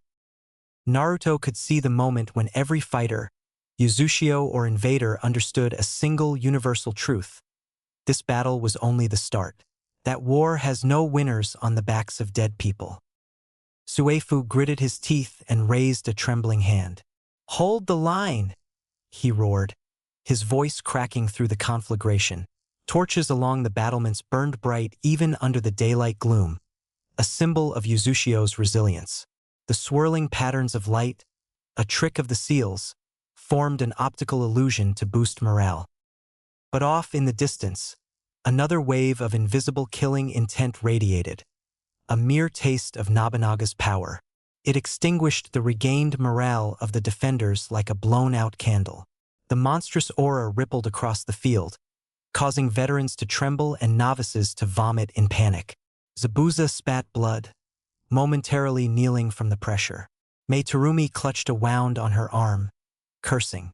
On the enemy side, Yagura also stiffened at the unrestrained malice. The stage was set. War had begun in earnest, yet the one orchestrating the darkest symphony had not deigned to step onto the killing field. Chapter 6: The Price of Freedom. The battlefield roared with chaos, but Orochimaru observed it all. Despite the tenacity of Uzushio's defenders, it was clear they were being pushed to the edge. It wasn't that they were weak, far from it, but the overwhelming numbers of dead and powerful shinobis were wearing them down. Yet that damn barrier, annoying, remained unmoved. Orochimaru couldn't help but smirk. The defenders weren't just fighting to repel the invaders. They were stalling, waiting for exhaustion to take its toll on the attackers. They are trying to playing them, betting on time and that barrier to hold until reinforcements could arrive or something else to happen. He glanced at the reanimated first and second Hokage, both pale shadows of their former selves. If they had even a sliver more of their true power, they would have brought that barrier down by now. But suppressing their free will meant limiting their strength greatly, and Orochimaru wasn't willing to risk with giving them even an inch more of their autonomy. His musings were interrupted when he sensed that man, Nobunaga, who had been standing idly by till now, suddenly concentrated his chakra. Orochimaru stiffened, feeling the sheer pressure building up like a tsunami. Even non-sensors across the battlefield turned their heads, their instincts screaming at them, danger. Orochimaru's eyes narrowed. What is that madman up to now? Nobunaga's chakra spiked higher and higher until it became a tangible force, pressing against everyone on the battlefield. He casually placed a hand on the hilt of his sword, and the blade began to glow an ominous red. Orochimaru watched in fascination as the man unsheathed the weapon with a grunt. A wave of pure, ethereal energy erupted from the blade, forming into what could only be described as a massive, glowing sword. It wasn't like the Susanu's astral weapon, but something rawer, more unrestrained. The red energy extended to the size of the colossal wall before slicing through the air toward Yuzushio's barrier. The collision was deafening. The shockwave from the impact knocked soldiers from both sides off their feet. The explosion that followed was a force of nature, more destructive, more overwhelming than anything that even Daidara's most insane attempts could possibly hope to achieve. For a moment, the entire battlefield froze. All eyes turned toward the wall, waiting to see if the barrier had held. And then a collective gasp, a crack. A huge, unmistakable crack had appeared in the barrier of Yuzushio. People didn't know what to think. That should they be impressed that there is huge crack, or be shocked that despite the large amount of chakra only a crack came to be. Nobunaga landed gracefully near Orochimaru, a lazy smile on his face as he muttered, "I must be getting rusty. I can only manage a crack?" Decades of petrification had a toll, I guess. Hiruzen would laugh himself to death at this pitiful attempt. The people were still in shock, but before anyone could react further, another figure leaped from the parapets, landing with a solid thud in front of Nobunaga and Orochimaru. Orochimaru's heard Nobunaga saying, "Still kicking, Lord Suefu?" So this, the legendary Grand Marshal of Yuzushio, though Orochimaru. His presence still powerful even in his old age. Orochimaru studied him with growing interest. So this is the man of legend, the Grand Marshal who led Yuzushio through its golden age. Suefu's voice was steady, tinged with something. "I remember, boy. How many times did I beat you across the training grounds for being tardy? You think I can't do it again?" Nobunaga's lips twitched into a faint smile. "You'll always have my respect, Suefu. You've seen the true shinobi world in ways few living can claim. Even this young Sannin here doesn't get it like you do." Orochimaru's eye twitched at the jab but wisely kept his mouth shut. He would be a fool refute Nobunaga. Lord Suefu's era and experience were leagues beyond anything he could comprehend. He would be seen as idiot who claims to have seen the world like a man who is as old as first Hokage. "You've grown even older, Suefu," Nobunaga said. "Why not retire? Seek peace in some quiet corner of the world. Find salvation before it's too late." "My salvation is here, Nobunaga. It always has been. From the moment I was made Grand Marshal, my purpose and my salvation were tied to these very land and its people. You won't find me cowering in some forgotten corner." Nobunaga's smile faded slightly, replaced by something colder. "So that's it. You'll make me kill you, then? Force me to commit one of the worst crime on this continent, to kill my own master." Suefu's voice remained calm, though it carried a tinge of bitterness. "You were my pupil, yes, but it was his grace, who held your hand through the darkness and carried you toward the spirituality. And yet, even though you never had the strength to defeat him or kill him, you still tried. You had a hand in his grace's death, though indirect. This wouldn't be the first time you've betrayed your master." Nobunaga's voice darkened, his smile gone. "My reasons for killing Ashina Uzumaki were justified. What would you have done, Suefu, if you were made to watch your own father killed by a man who then took you as his pupil? Forced you to speak against your own blood? Your father was a traitor. He sold Yuzushio and conspired against us. He thought his connection to Lord Ashina, being son his sister, would shield him. But his grace had his principles always come first. Even as a child, you knew the truth. No one forced you to speak against your father. You did that on your own to save your skin, to protect your future. Lord Ashina gave you everything, took in his home, his teachings, his trust. And yet you waited, like a scorpion, hiding your venom until you could strike." Nobunaga's hands clenched around his sword. Suefu pressed on. "You call it betrayal? I call it ungratefulness. Lord Ashina treated you like his own child, or even more. He taught you things he didn't even teach Lord Erashur. And yet, when he named his eldest Lord Erashur as his heir, you saw it as a betrayal. When you clearly knew that the throne Yuzushio goes from father to son. And yet, you wanted his throne, you wanted to be the next Ashina Uzumaki. But you were never worthy of it. In a way, Suefu, I am grateful to Ashina. After all, if he hadn't denied me the throne when I was clearly more worthy than his son. Stronger, a better strategist, more loved by the people, and the only thing I lacked was not being of Ashina's loins. Yes, I am only a quarter Uzumaki, yet I exhibited all your so-called Uzumaki values. But as I said, I am greatly thankful to him for denying me the throne. Otherwise, I would be sitting here, protecting and saving my father's killers. After Lord Ashina banished me from Yuzu, I visited my father's ancestral home, where I found a letter addressed to me. It clearly stated that whatever he did out of necessity, and Ashina Uzumaki, the self-righteous man he was, couldn't lighten his punishment, even though he was his own sister's son. My father's alliance with Madara Uchiha was not betrayal. It was simply that his clan, no, my clan, chose a different route than the Uzumakis. Yet your oh-so-precious lord chose to kill my father rather than hear him out. Suefu chuckled. Oh, is that what Shiinaga wrote to you? That he was compelled for his clan? That man was a slimy one. Even in his death, he shows his slipperiness. I was the one who caught your father in the act. Choosing a position for your clan is one thing, but trying to infiltrate the mask temple and steal the deity is another, especially when he came in guise as a guest, the son of a princess. And in Yuzu's law for desecration of a shrine, there is only one punishment, and that is death. You will never hear your late grandmother, the princess, complain about her son's fate, for she is an Uzumaki and knew well what her son had done. I know what you're doing, Suefu. You are delaying. But I don't mind. I gave you the chance to try and convince me not to extinguish the village for once and for all. And yet my answer is still the same. I want Yuzu to burn completely. You said Lord Ashina could have shown mercy to your father, but don't forget, while his grace would never tolerate any action against the shrines, he kept his word. When the invasion happened, he honored the promise he made to your grandmother and didn't kill you. We both know that if he had chosen to, he could have killed you very easily, especially when he was at the peak of his enhancements. What Nobunaga didn't realize was that Suefu had been preparing for this exact eventuality for 2 long months. Not that he knew he would going up against Nobunaga of all the people, but if worse comes to worse.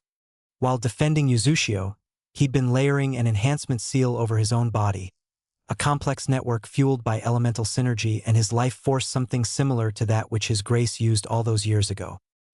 He had masked it well, only a faint shimmer sometimes visible along his chest, but now, as he stood before Nobunaga, the seal finally reached its peak. There was no warning. 1 second, Suefu's chakra signature was that of a powerful veteran. The next moments, it erupted like a volcano. Azure flames of pure chakra licked across his skin, swirling up from his feet to his chest. A low rumble rolled through the air, shaking the rubble beneath them. All eyes, Uzushio defenders, invaders, even Orochimaru snapped to him in shock. Holy shit! And Odonin muttered, stumbling back. What the hell is that old man? A mist soldier gasped. The barrier crack from Nobunaga's previous strike even shuddered, as though responding to this new power. Nobunaga's eyebrows rose a fraction.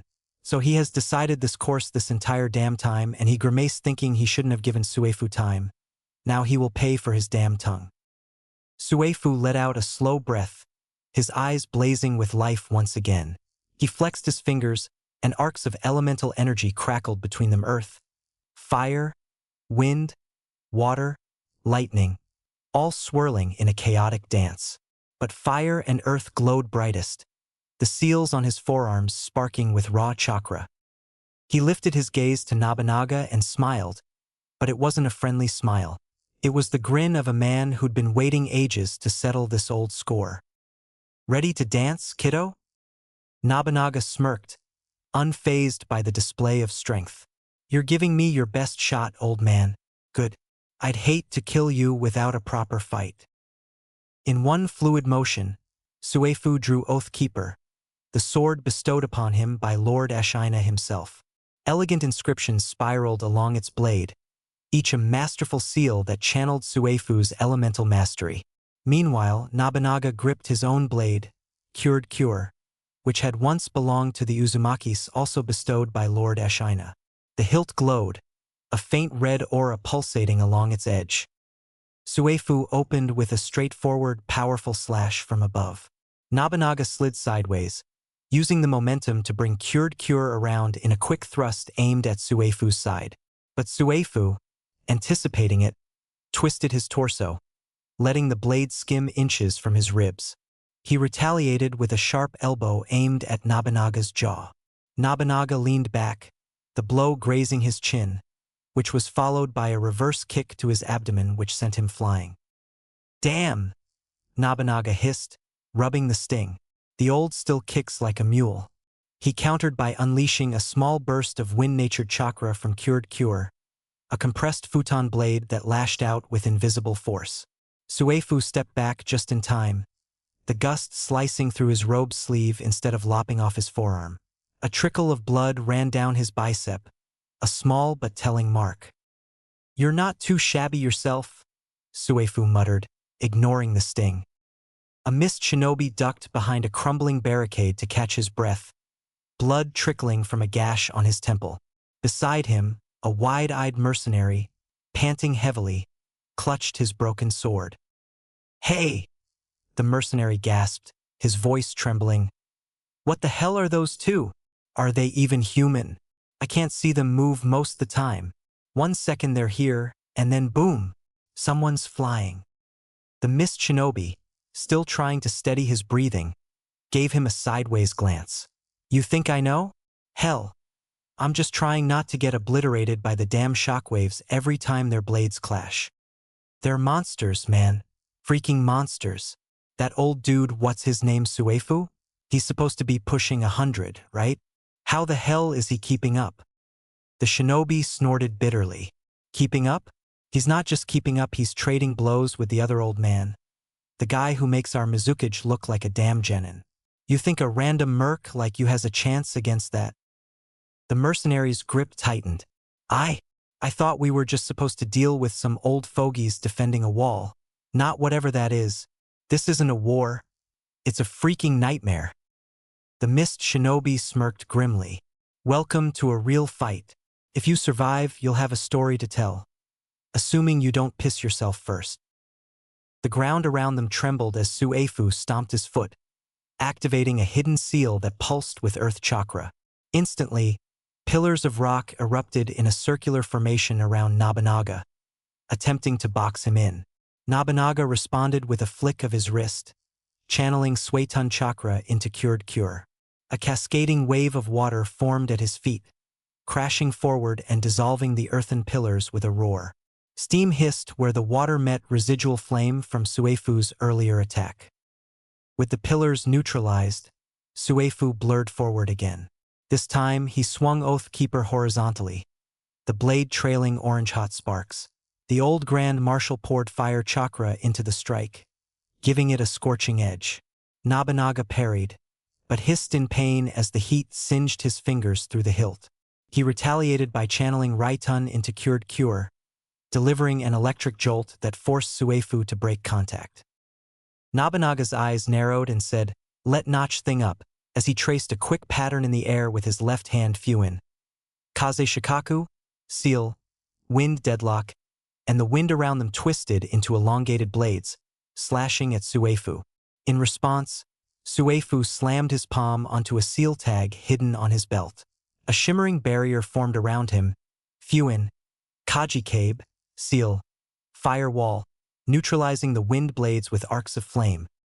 But Nobunaga was already in motion, dashing around the barrier's perimeter with frightening speed. Lightning crackled in his free hand, shaping into jagged knives of Raitun that he hurled at Suefu from a blind spot. The old man dropped the flame shield just in time to weave a quick Doton hand sign, raising a slab of rock to block the electric knives. Sparks flew, rock shattered. The battlefield beneath them split, cracks zigzagging in every direction. "You're combining Fuin arts with elements. Impressive," Nobunaga said, genuine respect lacing his voice. "But it won't save you." In a flash, they were back to swordplay. Oathkeeper and Cured Cure clashed again and again, ringing out with each collision. Each parry, each riposte was a masterclass in kenjutsu. Suefu's earth-enhanced strikes threatened to crush bones with a single impact, While Nobunaga's lightning-infused counters could fry a man's nerves from the inside out, they darted across the battlefield, kicking up dust and debris, their footsteps leaving craters where they landed. Suefu feinted high, then twisted low, aiming a slash at Nobunaga's thigh.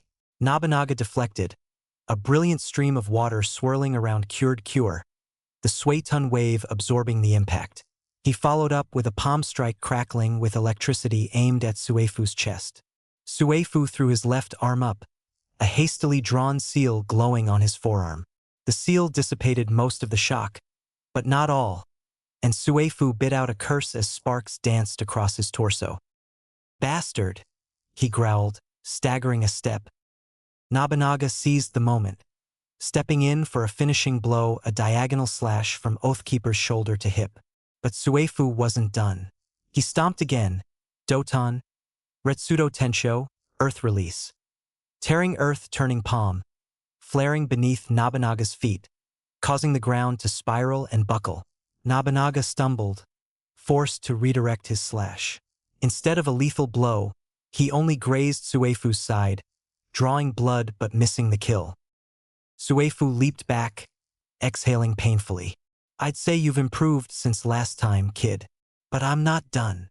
Tapping into his seal, he momentarily fused fire and earth in his palm Yogensation, lava spirit, conjuring a globe of molten rock swirling with flame. The intense heat warped the air around them, forcing nearby fighters on both sides to retreat or risk incineration. Nobunaga, undeterred, combined Suetun, Raton and Futon with a slash of lightning chakra Taifu Tanaru, Typhoon Tunnel. A vortex of water, wind, and electric arcs shot forth, colliding with Suefu's lava sphere. The resulting explosion sent shockwaves throughout the battlefield, knocking grown men flat on their asses. Columns of steam and smoke rose, momentarily obscuring the two warriors. Through the haze, they lunged at each other again, swords flashing. Oathkeeper and Cured Cure locked, and their owners glared at one another across the crossed blades. "You'll tear this place apart," Suefu hissed. "Yuzu's people have suffered enough." Nobunaga's eyes blazed with something between fury and sorrow. "That's the point, old man. Let it all burn." He broke the sword lock by surging lightning along Cured Cure, sending Suefu stumbling. Suefu responded with a savage punch, using the solid mass of Earth-Nature chakra in his left hand to smash Nobunaga's ribcage. Nobunaga gasped, blood flecking his lips. Yet he twisted his body, slamming the hilt of Cured Cure into Suefu's temple. A starburst of pain exploded in the old man's vision, and he staggered back, ears ringing. For a moment they separated, panting. Suefu's hair hung in sweaty clumps, blood seeping from multiple gashes. Nobunaga's breathing was ragged, one hand clutching his side. Both men sported deep cuts, scorch marks, and bruises. The ground around them was a shattered mess of rock, glassy patches of molten earth, and pools of water. The air hummed with residual elemental chakra. "Give up?" Nobunaga muttered, sounding almost bored despite the blood on his teeth. "You're strong, but that body of yours is old. You can't keep this up forever. And you know I am holding back." Suefu spat a wad of blood and saliva. "And you're an arrogant brat. You think your thirst for revenge justifies this shit? You're not the only one who's lost people, grow up, kid."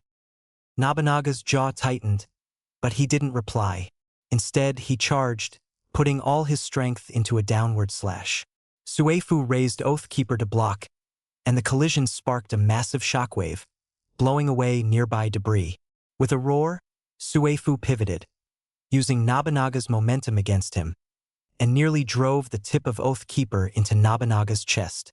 The younger swordsman twisted away at the last second, the blade slicing through cloth and grazing skin.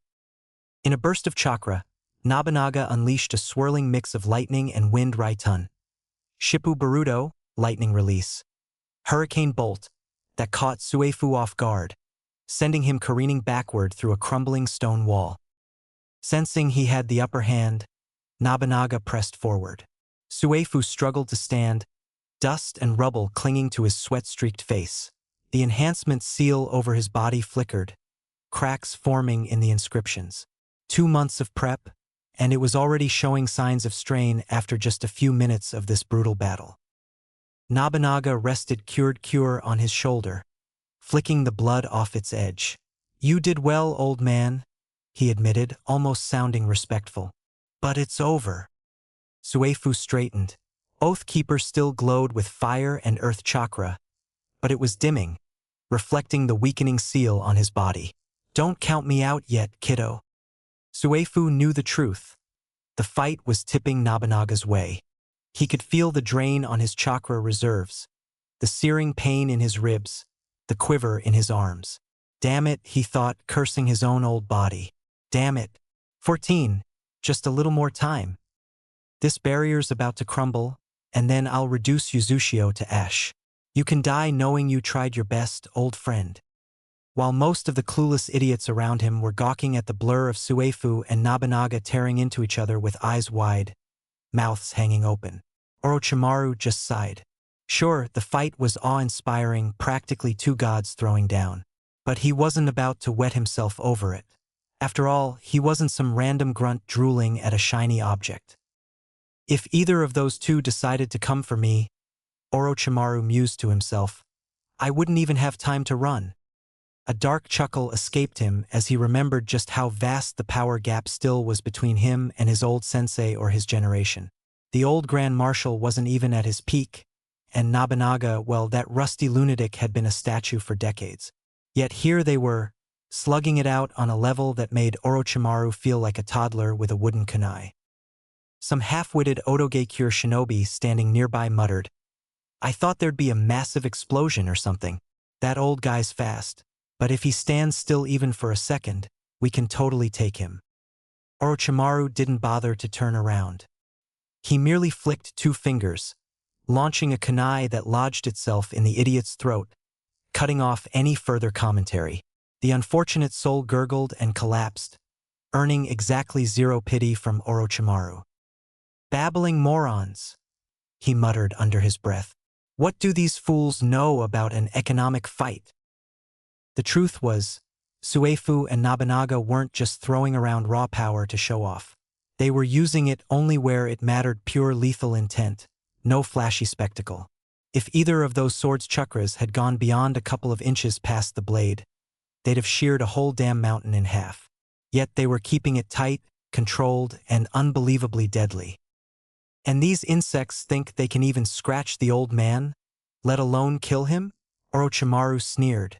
Ha! They deserve torture just for letting that ridiculous thought cross their minds. He knew this was the old-school shinobi way, pure efficiency. Not some half-baked notion of conserving chakra, but the maximum, most precise use of every ounce of strength. No fireworks, no pointless wasted motions, just cold, calculated, and terrifyingly effective. That, Orochimaru realized, was exactly what he was witnessing, efficiency at its blood-soaked finest. He folded his arms, watching the titans clash. Compared to this, he mused, everything else is just child's play. In the underground chamber, Naruto watched helplessly as things unfolded above. His hands were raw, trickling blood from the relentless punches and jutsu he'd thrown at the walls. Every strike, every attempt to break through had been futile. But seeing Suefu on the ground, struggling, and the barrier barely holding it was too much. Naruto was at his wit's end. No more waiting, no more following the damn rules. If saving the village and its sacred shrines meant taking a gamble, then he'd bear the consequences. He'd deal with the fallout when it came crashing down. Naruto turned toward the wall where the Uzumaki masks hung. His eyes scanned past the lower masks, dismissing them without a second thought. Not even the Shinigami's mask caught his attention. No, his gaze locked onto the 5th mask, the one no Uzumaki lord had ever dared to touch. The 5th most powerful mask. It wasn't just dangerous. It was a goddamn disaster waiting to happen. Awakening the being bound to that mask could spell ruin for everyone.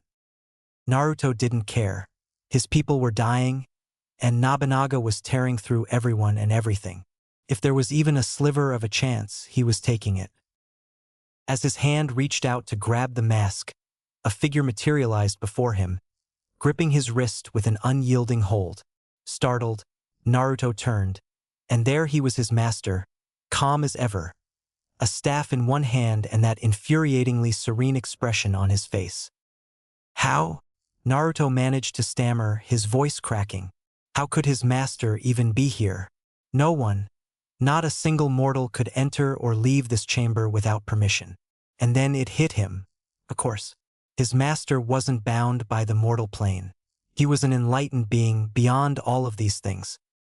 Are you sure, Naruto? His master said, his voice. You're 5 hours away from completing the ritual. 5 hours, that's all. Don't risk humanity itself for impatience. Some beings are better left untouched. This realm can't withstand their presence. Naruto yanked his hand back, his desperation boiling over. I don't have a choice, master. Even the damn Shinigami can't get me out of here, but the Bishinin can. He's the only one strong enough to break this barrier. His master's eyes narrowed. And what of his demand, Naruto? If it were your life or even the lives of your people, I wouldn't caution you. But this? He could unmake the balance of this world. His awakening threatens to rip apart everything, the spiritual, the mortal, even the chakra itself. Do you understand what that means? I don't care. His voice cracking. My people are dying. The shrines, our connection to salvation, they'll be destroyed. We don't have the luxury of waiting 5 more hours. Nobunaga will tear through everything before then. His master's hand loosened, but his expression didn't soften. I see, so you're truly willing to take this leap. Very well, Naruto. But know this. I didn't come here to stop you. I will not choose the path you walk, but keep in mind my warnings were not fabrications. If you awaken him, the consequences will ripple through. I'll deal with the consequences. If there's even a sliver of hope for the shrines and my people, I'll take it. The sage released Naruto's hand, stepping back. I was testing your conviction, but that doesn't make this any less dangerous. You've chosen your path, Naruto. Go on, then. See it through. Naruto turned back to the mask, his hand trembling slightly as he reached out and grabbed it. The moment his fingers brushed its surface, the entire world seemed to shudder. He lifted the mask and placed it on his face. The ground beneath him quaked violently, and the air grew thick with an oppressive force. The world itself seemed to pause. The very time froze, bending to the will of the being. Naruto could feel the energy coalescing in the room, forming into a massive, tribal warrior-like figure made of pure etheric energy. His presence was suffocating, immeasurable. When the figure spoke, its voice boomed in echoes and thunder in an endless void. Why have you summoned me, mortal? Naruto bowed. I seek your favor to protect the divine shrines and my people. The being laughed. Foolish mortal, do you think destroying a few shrines would erase the divine? We are more than stones with our essence. We are eternal. Naruto clenched his fists. I know that, but without the shrines, we'll lose or will 1,000 times harder to establish our connection to you. People won't find salvation. They'll be lost. The being's laughter echoed again. Time is an illusion, mortal. Salvation does not depend on your fleeting lives. Where I dwell, 1,000 lifetimes mean nothing. Naruto's jaw tightened. He didn't know how to argue with a being that saw existence as a mere ripple in a boundless ocean. But he couldn't let go of the purpose his ancestors had upheld. I want people to find their salvation, quickly, just as my ancestors wished. The being regarded him for a moment. You cannot comprehend the enormity of what you ask. But very well. What do you seek from me? Naruto's voice didn't waver. I want you to complete the process I've started to make me whole and get me out of this chamber, fully healed. The being's eyes narrowed, glowing brighter. It is within my power to bypass this barrier. Not even the Shinigami could escape it, but such power does not come freely. There will be a price. Naruto swallowed hard. What is it? The being's grin widened. Chapter 7 Crimson Storm. The moment Nobunaga raised his sword to decapitate a fallen Suefu, time itself seemed to have slowed. Blood dripped from Suefu's wounds, and his eyes, half closed, were bracing for the final blow. But before the strike could land, a red flash tore across the battlefield in second, slicing through the makeshift barrier Nobunaga had thrown up to keep others from interrupting. Nobunaga felt a crushing impact in his ribs as the red blur collided with him, sending him skidding backward across the ground. He caught himself mid-slide, flipping to his feet. His eyes narrowed, scanning for whoever had the audacity to fling him around. Then he saw him. At first, for the briefest second, Nobunaga's mind played tricks on him. His eyes widened and he trembled with anger and fear. Ashina Uzumaki? But it lasted only for a second. Impossible. The figure was too young. Yet that same frustrating expression lingered, the one that radiated, "I'm above you," the same damn expression Ashina used to wear when he scolded or lectured him. Naruto Uzumaki stood there, cloaked in a swirling aura of crimson chakra that sparked like a living storm. He glanced down at Suefu, relief flooding his face. "Suefu," Naruto murmured. "You breathing?" Suefu managed a weak grin. "I've had better days, Your Grace. I'm not the warrior I once was, and I'm sorry for letting you down." Naruto placed a reassuring hand on the old Grand Marshal's shoulder. "No, you've done more than anyone could ask. You've kept Uzushio alive this long, and you'll keep fighting." His hand glowed, channeling chakra into Suefu's battered form. Almost instantly, Suefu's wounds began knitting together, not in the typical fashion of medical ninjutsu, but as if he were being restored. The enhancement in his body visibly started repairing by itself. From up on the parapets, a battered Zabuza watched this scene with a heavy sigh of relief. He'd honestly expected Lady Tsunade to swoop in at the last-second best-case scenario. He sure as hell hadn't counted on the grace to busting free of that chamber. He turned to Rashiram, who in the chaos of the earlier duel had managed to regroup all of Yuzu's forces behind the walls. "Didn't you say nothing could get the Emperor out until his time was complete?" Rashiram shook his head, clearly at a loss. "I did. There was no way to open that chamber prematurely. Not unless he found some insane workaround. But apparently he did." Zabuza kept his gaze pinned battlefield, and sight of the mending Suefu's seal. "Didn't know the Emperor could heal like Lady Tsunade. Kinda pissed we didn't have that earlier." Lady Mithrusha Uzumaki, face lined with strain from maintaining the barrier, was now calm as if unburdened, spoke up. "He's not healing Lord Suefu in the usual sense," she explained, her voice tinted with admiration. "While, yes, it might have taken a lot to make the Lord Suefu's enhancement seal and nearly 2 months to power it completely, a masterpiece no doubt, but Suefu is not the lord of these lands and not the holder and master of the Grand Seal of Uzushio. The Emperor is redirect the chakra of the barrier to the Lord Suefu's seal. The healing is just a byproduct." Pakura, overhearing, frowned. "Wait, so he's funneling the barrier's chakra into Lord Suefu? But that barrier's already compromised. Won't that drain it further?" Mithrusha gave a light chuckle. "We don't need that barrier anymore. He's here. This was only a secondary shield. Now that the Emperor has arrived, watch closely." As if on cue, an entirely new barrier, stronger and more ferocious in appearance, shimmered to life around Uzushio's perimeter. Even those clueless about seals could feel its power, a warping force field that distorted the very reality. Manjitsu gaped in disbelief. "You telling me the thing we had before was just a secondary barrier?" Mithrusha nodded, a wry smile tugging at her lips. "Precisely. This is the Uzumaki War Barrier. We couldn't activate it before because the Emperor wasn't here. In his absence, the Empress and 2 others combined can call it, and even in the absence of Empress we had alternative, but Nobunaga, once the closest confidant to Lord Ashina, knew how the Grand Seal works. He tampered with the core of the seal matrix in the ocean bed, the same seal that controls the whirlpools and Grand Seal that controls Uzushio itself. That's why we couldn't activate it. However, even he wouldn't be able to wrestle control from the Lord of Yuzu. That's why this secondary barrier was needed earlier, but not anymore. So that flimsy shield we've been leaning on, consider it obsolete. Down in the rubble-strewn courtyard, Nobunaga dusted himself off like Naruto's sucker punch had been a minor inconvenience. He eyed the swirling chakra around the young emperor, and that old hatred bubbled up in his gut. So, you're Uzumaki Naruto? Naruto stepped forward. That's right. And you must be Nobunaga Yusuke, the bastard who betrayed his own master.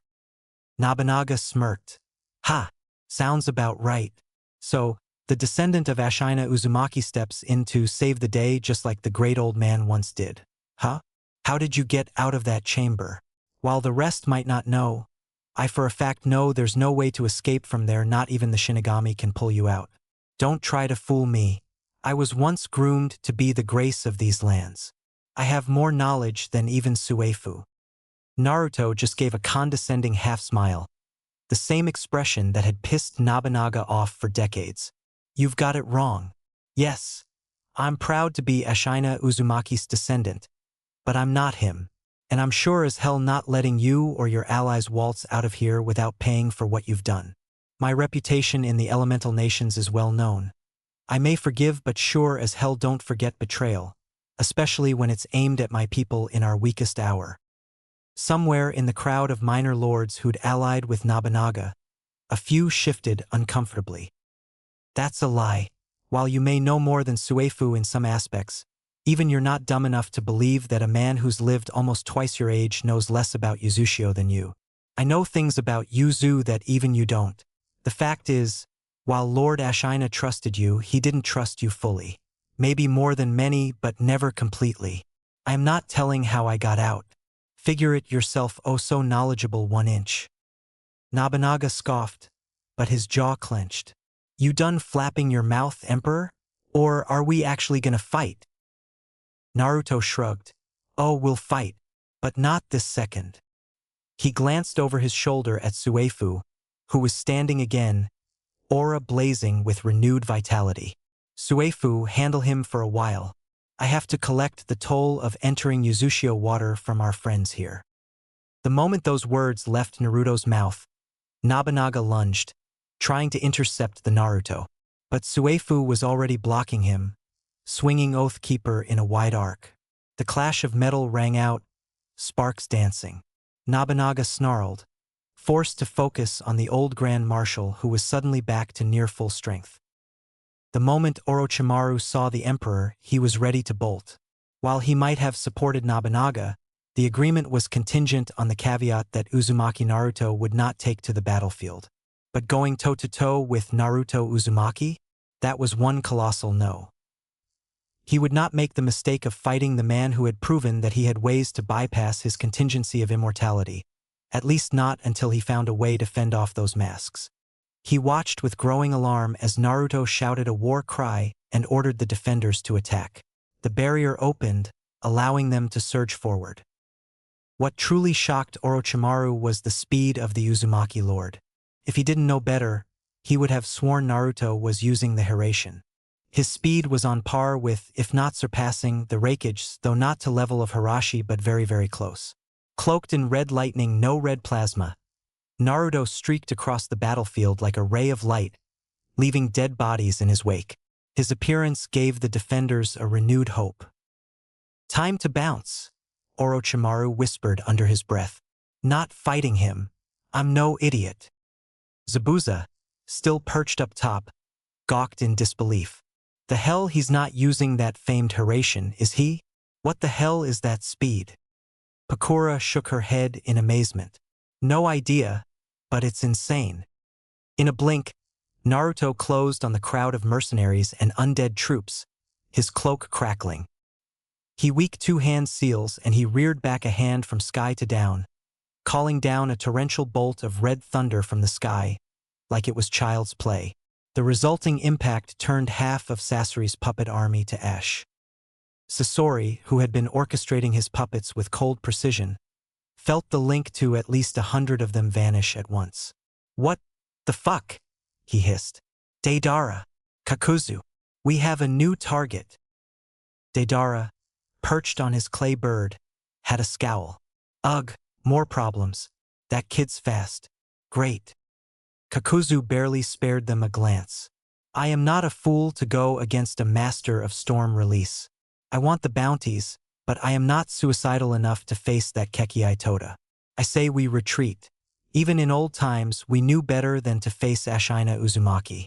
While he may not be Ashina Uzumaki, I can sense it, he's in a league of his own. Maybe Nobunaga can take him down, but before he gets past the old Grand Marshal, will be nothing but ashes, he said, ducking the barrage of lightning from the sky. The field was in chaos. Where Naruto moved, the defenders found fresh courage, pressing the advantage. Freed from maintaining the old barrier, Lady Mithrusha hopped down to the battlefield with Mei Terumi, Pakura, and a guard contingent.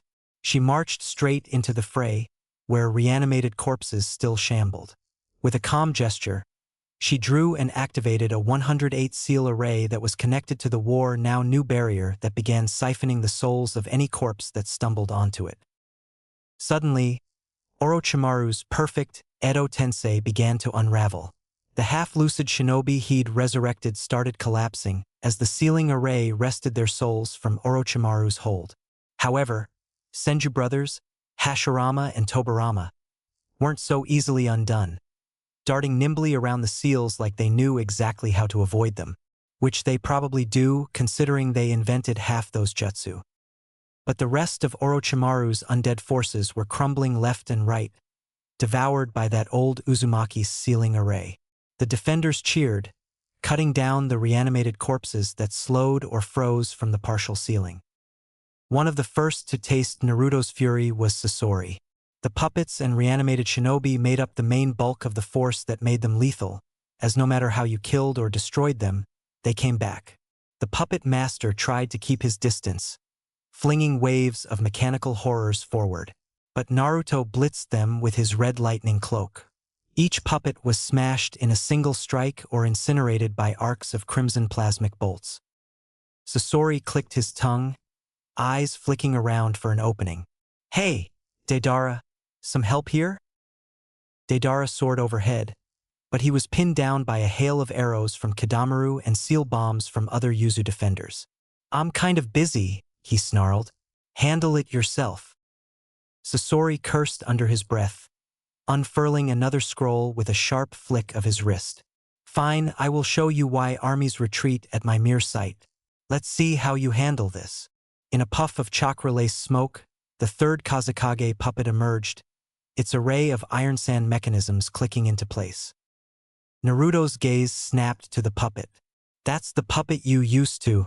Wait, you're the one who kidnapped the third Kazekage? You're telling me you started the third shinobi war practically by yourself? Sasori's lips twisted into a smug sneer. Took you long enough to connect the dots. Naruto scowled. The knowledge that Sasori had single-handedly sent the world spiraling into war with that Kazekage stunt lit a spark of third shinobi war. You bastard! So you're the reason countless families were torn apart. With a growl, Sasori brought his puppet forward, sending a hail of razor-sharp iron sand spears hurtling toward Naruto. But the Emperor wasn't having any of it. He took a deep breath, weaved 5-hand salad seal and raised both arms, and channeled a whirlwind of swirling lightning, water and wind chakra that blend into one entity, the Kikii Toda. A massive tornado burst from the ground, crackling with arcs of scarlet electricity. Behold the true power of storm release the Kikii Toda. The sheer force tore the sky open in a wild cyclone. Thousands of Sasori's puppets along with hundreds of shinobi and mercenaries unlucky enough to be in the blast zone were sucked up and shredded, pieces of wood and metal and armor spiraling away in a storm of destruction. The earth itself groaned under the pressure, and a huge massive crater formed at the center, halting the entire battlefield for a split second as everyone gawked at the devastation. Holy shit, one mercenary mumbled, wide-eyed, just before a stray bolt of red lightning nearly took his head off. Sasori, battered but still standing behind the Kazekage puppet, tried to maneuver it to launch another iron sand attack. He never got the chance. Naruto shot forward like a crimson thunderbolt, bridging the distance in a blink. Sasori only managed a desperate flick of his fingers, but it was too late. Naruto's fist was already rearing back, crackling with energy. Red Thunder Breaker, Naruto roared, slamming his electrified knuckles straight into the puppet. The Kazekage puppet exploded in a hail of twisted metal, iron sand scattering like black snow. Sasori himself was knocked off his feet, puppet body splintering under the impact. He coughed, desperate to scuttle his living core out like a damned spider, but Naruto whirled around, lightning surging. 1 second Sasori was looking at Naruto, who was standing atop the puppet, and the next crunch. Naruto's hand crushed the container that housed Sasori's essence. The puppet master's eyes went wide, the last trace of life flickering out as crimson electricity devoured his puppet heart. He glanced around at the carnage, the swirling crater, and the scraps of Sasori's puppets. "No more wars started by you," he muttered. Across the field, Orochimaru saw that. Shit, if Sasori was toast, that meant one less big gun on Nobunaga's side. While Naruto hammered the Akatsuki, Suefu and Nobunaga resumed their all-out brawl. Thanks to Naruto's re-energizing seal, Suefu had recovered a chunk of his lost vigor. Their blades clashed and howled, forging shockwaves that cracked the ground. Nobunaga's face twisted. "Damn it! I was about to put you in the dirt, old man, but you leave me no option." Suefu smirked, sweat dripping down his brow. "Sorry to disappoint, child. My emperor saved me, and now you face me once more, at half your advantage." "Half my strength, you say? No, you remember there's a reason my clan is feared and why your oh-so-precious Grace married his sister to my grandfather. You also have a stray from my clan among your ranks, though he's been twisted by some experiment. My clan channels nature energy, it's in our blood." With those words, markings spread across his face, his muscles growing more defined as all trace of fatigue vanished. Observing the battlefield, Orochimaru realized everything was going to hell for the invaders. The undead were half neutralized by that 109 seal array, the mercenaries were getting trashed by Naruto's insane rampages, and even the Akatsuki, those who remained, were either pinned down or spooked as shit. No way was Orochimaru sticking around for a final stand. He discreetly signaled his personal guard those monstrous half-human experiments, and they fell back, forming a wedge to carve a path out. "Heh, sorry, Nobunaga," Orochimaru mused under his breath. "You can keep up your crusade. I'll see you on the flip side if you survive." He slithered away, ignoring the curses from a few misguided mercenaries who'd expected him to lead them to victory. Orochimaru was no fool. The second Naruto Uzumaki stepped onto the field, the entire calculus changed. Yagura tried to rally the Mist Army, partially transforming into his three-tailed form, but Mei Terumi had confronted him with an army of loyal ex-Mist and Yuzu shinobi. The battlefield lit up with swirling acid mists, lava blasts, and the occasional water explosion. The advantage had clearly shifted to Yuzushio. Naruto, freshly done with Sasori, pivoted to see Deidara launching a volley of clay bombs at the war barrier, obviously hoping to bust a hole. Rolling his eyes, Naruto raised a palm and unleashed a savage bolt of that red plasma, destroying half the bombs midair in a chain reaction of detonations that ironically took out more of Deidara's. "Damn it!" Deidara spat, forced to flee higher into the sky, battered by stray blasts. Kakuzu tried a stealth approach, creeping behind Naruto with his elemental mask constructs. He unleashed a combined Katan-Futon torrent, hoping to catch the Emperor off guard. At the last second, Naruto flickered away in that red lightning cloak, reappearing behind Kakuzu. "Surprise!" Naruto quipped. Then he drove a red plasma-coated fist right into Kakuzu's side. The man's eyes bugged out as he was knocked across the battlefield, smashing into a cluster of mercenaries. "Son of a..." Kakuzu snarled, scrambling to reassemble his masks. But Naruto gave him no time, blitzing once more. Realizing how outclassed he was, Kakuzu cursed under his breath and turned to retreat, aiming to salvage what hearts he could. The battlefield was a sprawling mess of ruptured earth, scattered corpses, and embers of half-dead fires. Acrid smoke drifted through the air, stinging the eyes of everyone still fighting. Despite the chaos, there was a sense of grim exhilaration among the defenders. The Emperor's arrival had turned the tide. One by one, the big threats had been forced to retreat or were annihilated outright. Orochimaru had slipped away, Deidara was barely clinging to the skies, and Kakuzu was nursing bruised pride and shattered masks. Yet the figure that stands near the eastern edge, partially cloaked in the demonic chakra of the Three Tails, Yagura, the Mizukage, depending on whom you asked, still held out. Crimson eyes flickered across the war-torn plains, and upon spotting Naruto, Yagura bared his teeth in a silent snarl. He was partially transformed, spiny turtle armor jutting from his back, a thick tail thrashing behind him. Uzumaki Naruto, you think just because you dispatched your other foes, I'll just roll over? He snarled. He slammed his staff into the ground, and mirror coral began to materialize around him. A bizarre jutsu causing crystalline coral structures to form in midair, reflecting the swirling environment like warped mirrors. Naruto paused a few yards away. I'm not expecting you to roll over, Yagura. Actually, I was hoping you'd put up a fight. A smirk tugged at his lips. I can sense the Three Tails chakra pumping through your veins. Let's see how that holds up against a real storm release. A hush settled around them. Enemy mercenaries, mist stragglers, and even Uzushio defenders paused, giving the two a wide berth. They all remembered the tales. Yagura was once singled out as one of the strongest Jinchuriki. Meanwhile, Naruto was, well, the Naruto. Kakuzu, lurking behind a partially collapsed wall, watched with thinly veiled anxiety. Fuck, he's tangling with a perfect Jinchuriki. I should get out now. But if Yagura somehow wins, I lose the bounty. And if Naruto wins, I'd be suicidal to jump in. He clicked his tongue. Farther back, Nobunaga, locked in his bout with Suefu, spared a glance. His eyes flickered. TCH, that kid's stepping on all my plans.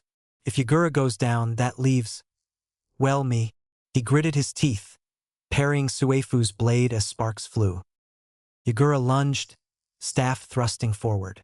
Suetun, razor tortoise shell. In an instant, a swirling vortex of water enveloped his body, layers of spiked coral swirling in the mix, a literal whirling shield. Naruto raised a brow. Fancy. He thrust his hand out. Storm release. Raging conduit. Lightning and water fused in his palm, forming a spiraling orb of crackling, aqua-colored plasma. With a swift motion, he launched it at Yagura's shell. The swirling projectile collided with the watery shield. For a split second, it looked like the vortex might hold, but then the entire defense warped under the intense, combined elemental force. A massive splash echoed across the field, drenching a dozen onlookers. Yagura staggered, panting, but still upright. He tightened his grip on his staff. Ha! You're not the only one who can combine elements. Channeling the Three Tails chakra, Yagura's form warped further, dark, slimy scales creeping up his neck. Coral mirror reflux. Dozens of reflective coral shards floating in the air suddenly expanded, each shooting out watery tentacles converging on Naruto's position like living spears. Naruto instinctively leapt back, weaving a quick sign. Wind release, Gale Crescent. He whipped an arc of slicing wind from his free hand, cleaving through a row of coral tendrils. Some still managed to brush his arm, leaving stinging cuts and a hard, coral-like residue starting to crystallize. Naruto hissed, smashing it off with a pulse of red plasma. That's new. Yagura allowed himself a grin. I've got more surprises. Let's see how you handle this. Dark chakra flared around Yagura, and he let out a feral roar as more of the Three Tails features emerged. A jagged, spiky carapace around his shoulders and an additional tail whipping behind him. Red and purple chakra oozed off him, blending with the watery environment. Across the field, mercenaries started freaking out. He's going full monster mode. We're all done for. One Odo shinobi, half limping, whispered to his comrade, "Think Naruto can handle that?" His comrade just shook his head. "No fucking idea, man. But if he can't, we're all screwed anyway." Naruto exhaled. "So we're doing this? Fine." He brought his hands together in a quick series of signs. The air around him hummed, static dancing over his skin. Storm release, arc tempest. Electric arcs and swirling water coalesced around him, forming twin streams of fused elemental chakra that snaked up his arms. The wind around him howled, adding a cutting edge. This was the trifecta he'd teased earlier: lightning, water, and wind fused into a single destructive synergy. Yagura roared, stomping the ground. Tailed beast shockwave. He released a monstrous pulse of chakra, sending a visible distortion across the battlefield. Rocks and debris soared, and defenders clung to anything stable. Naruto thrust both arms forward, unleashing the Arc Tempest in a cataclysmic blast that clashed with Yagura's shockwave. The resulting collision formed a swirling dome of pure destruction at the point of impact, waves of torrential water and lethal electricity meeting the Three Tails' raw power. Boom! A massive explosion rocked the landscape, carving yet another crater into the ravaged terrain. Soldiers on both sides shielded their eyes from the flash. For a heartbeat, no one could see a damn thing. When the dust settled, Naruto still stood, panting slightly. Yagura, sporting 3 fully formed tails, clutched his staff with a trembling hand. A trickle of blood dripped from his mouth. The hush told everyone that neither side was messing around. Through the swirling dust, Nobunaga caught a glimpse. He grunted, parrying a blow from Suefu. "Your precious emperor can bust out that kind of power, huh? He just might prove he is that man's defender." Suefu, sweat beading on his brow and gasping, since Nobunaga's recent power-up meant he was barely keeping the man from leaving or killing him, managed a quick retort. "You haven't seen half of it. You'd better run while you can, boy." Nobunaga spat. "I don't run. Not from him. Not from anybody. My clan's Kekkei Genkai can take all of you down, Emperor included." Suefu just smirked. "We'll see how that works out for you." Yagura snarled, going fully savage. "I've had enough of this." With a guttural scream, he let the Three Tails chakra completely flood his system. In a horrific burst, his form grew into the full, giant turtle-like beast, spikes and horns protruding from its shell, a monstrous roar shaking the sky. The massive silhouette of the Three Tails loomed over the battlefield, tail slamming the ground with enough force to send shockwaves across the plain. Shinobi and mercenaries scrambled in terror. "He's fully transformed," someone yelled, voice tinged with panic. "And he's charging a massive tailed beast bomb." Naruto's jaw clenched. "Damn it, Yagura. You forced my hand. Fine, let's finish this." He knew he couldn't rely on speed to dodge. If he dodged, the turtle might blast his army or even the village. There was no choice but to confront it head-on. Naruto gathered his chakra. Lightning crackled along his limbs, water coalesced at his feet, and wind howled in a vortex around him. He formed a complex string of seals, each symbol glowing with an eerie light.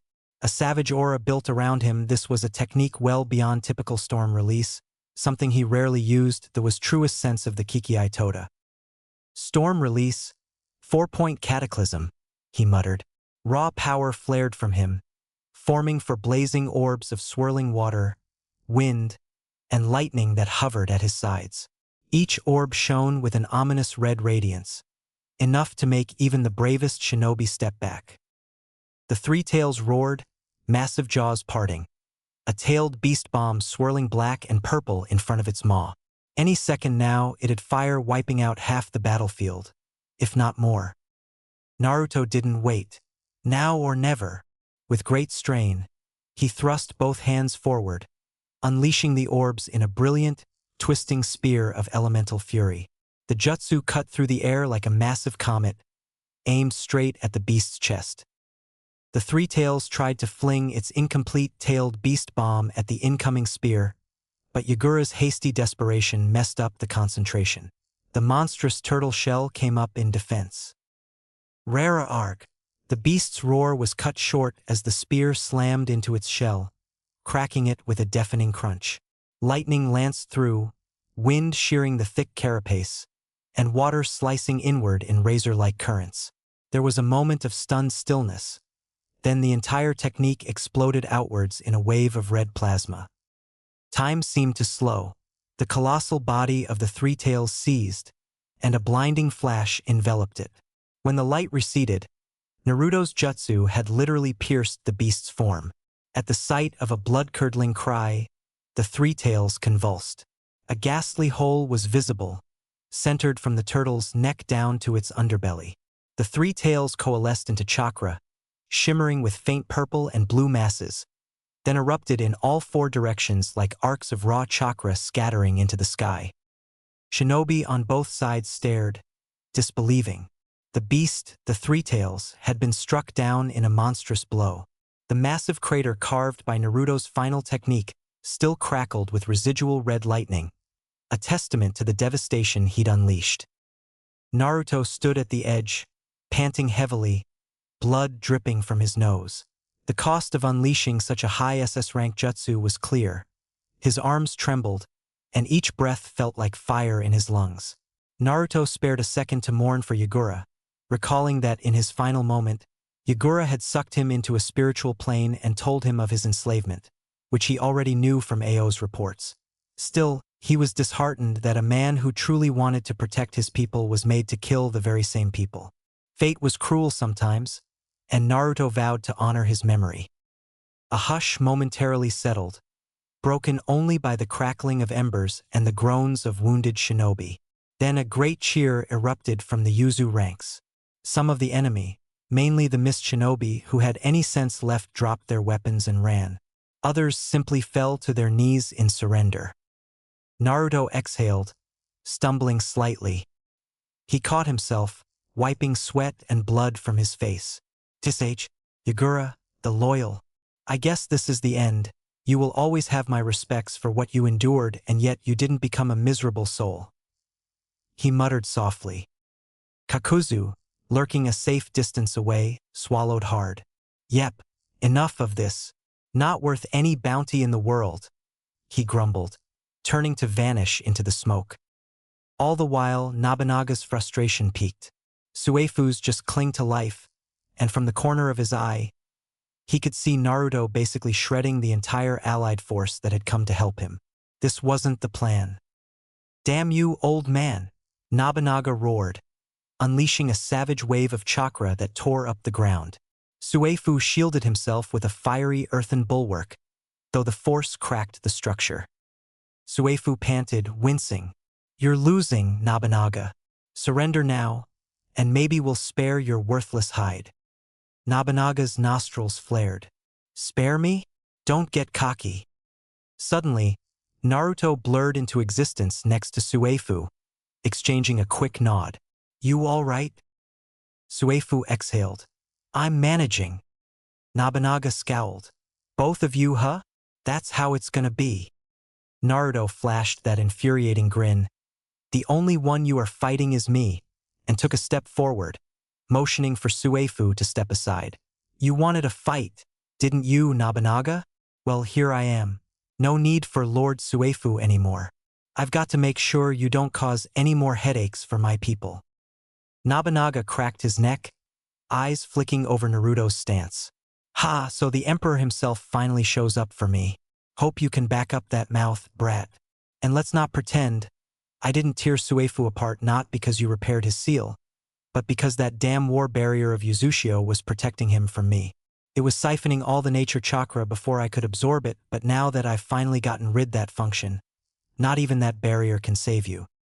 With a guttural snarl, a swirl of nature chakra gathered around him, markings spreading across his cheeks, his eyes sharpening into predatory slits sage mode, more potent than before. The environment's energy flooded his body, banishing the wear and tear he'd suffered from fighting Suefu. Naruto's brow crinkled. "Guilty as charged. So you're playing the sage game now, huh? So you did learn something from my great-grandfather after all." Wind, water, and lightning. You like to call it typhoon release? TCH. You do realize that's not a real Kekii Toda, right? It's just a fancy three-element combo any half-competent shinobi could do with enough time. Nobunaga's face twisted in rage. Any half-competent shinobi? You little... I'll show you what this half-competent shinobi can do. He blurred forward, sword whistling in an arc that crackled with supercharged wind chakra. Naruto brought up a forearm coated in red plasma, storm release to parry. Sparks erupted as the two energies clashed, the impact sending tremors through the ground.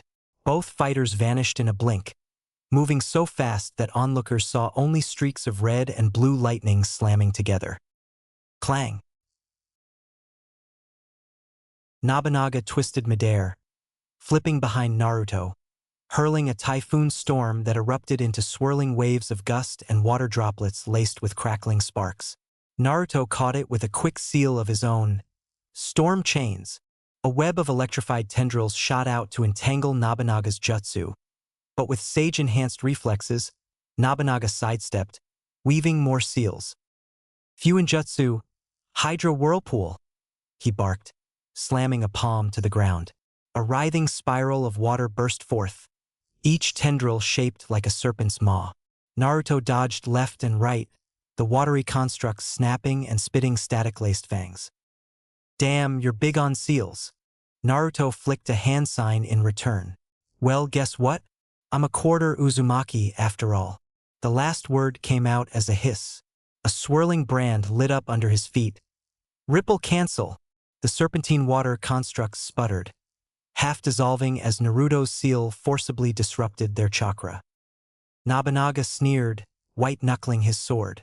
Clever, but I've got plenty more. He charged again, brandishing his blade in a thrumming coil of wind, water, and lightning. Typhoon release, boiling cyclone. The ground beneath him cracked as swirling steam shot upward, the air superheating into a localized maelstrom. Naruto grimaced at the sudden spike in temperature, but his storm release cloaked him in a shimmering red, deflecting most of the lethal heat. He rushed Nobunaga with a savage punch, only for Nobunaga to parry with a backhand slash, sending shockwaves of elemental fury across the battlefield. Shinobi from both sides dived for cover. They broke apart, panting slightly. Nobunaga's sage mode markings blazed with a faint green hue, his posture unwavering. Naruto's eyes narrowed, lightning crackling through his hair. You've got skill, I'll give you that. He conceded grudgingly since his speed that can't be seen was countered by his otherworldly reflex of the sage. But you're still missing the point. Kekii Toda is more than just mixing elements. You can't replicate storm release with half-assed combos, no matter how fancy you dress them up. Says the upstart who inherited Ashina's cursed blood. I earned my power. Nobunaga spat, nature chakra swirling in his eyes. Now shut the fuck up and fight. They lunged at each other. Nobunaga's sword glowed with watery lightning, while Naruto's fists crackled with red plasma-laced wind. Each collision released concussive blasts that knocked lesser shinobi off their feet. Clang. Crack. Boom. At one point, Nobunaga nailed Naruto with a savage elbow, sending him reeling. Naruto retaliated with a storm release palm strike that shattered the air in front of Nobunaga, ripping his robes and drawing blood. They were evenly matched in speed versus reflex, both refusing to yield an inch. Then they broke apart again, both breathing heavily.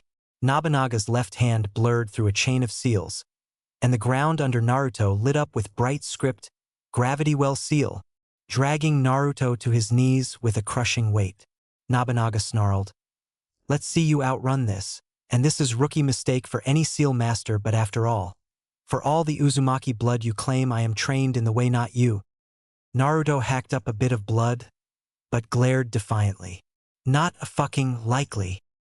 He mustered a storm swirl around his arms, forcibly negating the seal by funneling an overload of lightning wind chakra into the script. The ground exploded in a mini crater, freeing him. They locked eyes, coming to an unspoken conclusion. This fight was dragging on and didn't serve either of one. Time for final moves. Nobunaga's chakra surged anew, nature energy flooding his entire body. Typhoon release. The judgment, he roared. A roaring tornado manifested, tinted with brilliant blues and greens due to the sheer nature energy, rising from the very ocean by splitting the ocean to its very depth. Behind him, he had to infuse as much nature energy as possible so as to comact a true Kikei Toda and bridge the gap. Its spiraling tip reached into the clouds, lightning dancing along its edges, howling like a living beast. It advanced inland, threatening to swallow everything in its path. Naruto dug deep, swallowing the ache in his limbs, and formed the most potent version of his Kikei Toda. Storm release. Wrath of the Storm God, he bellowed, thrusting both hands skyward. This jutsu, which began as a Kekii Genkai, had evolved over time into a whole new beast. A swirling red plasmic tornado ripped down from the heavens, forming a crackling mass overhead.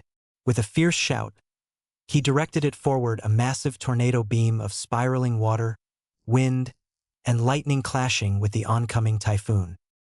A hush fell over the battlefield as the two high SS-rank jutsu collided in a deafening roar of raw chaos. One was a giant, swirling tornado of watery wind, the other a gargantuan red storm beam from the sky. Soldiers, general, and commander from both sides were flung off their feet by the sheer pressure. Even far-off watchers shielded their eyes from the blinding flashes. The impact was cataclysmic. For a moment, it looked like the world might tear itself apart. Then a colossal shockwave ripped through the field, sending debris, water spray, and 1,000 shards of wind in every direction. Shinobi were tossed like ragdolls. Mercenaries crashed into half-collapsed walls. Zabuza and Suefu braced themselves, cursing as Suesu barely withstood the force while Zabuza was flung aside.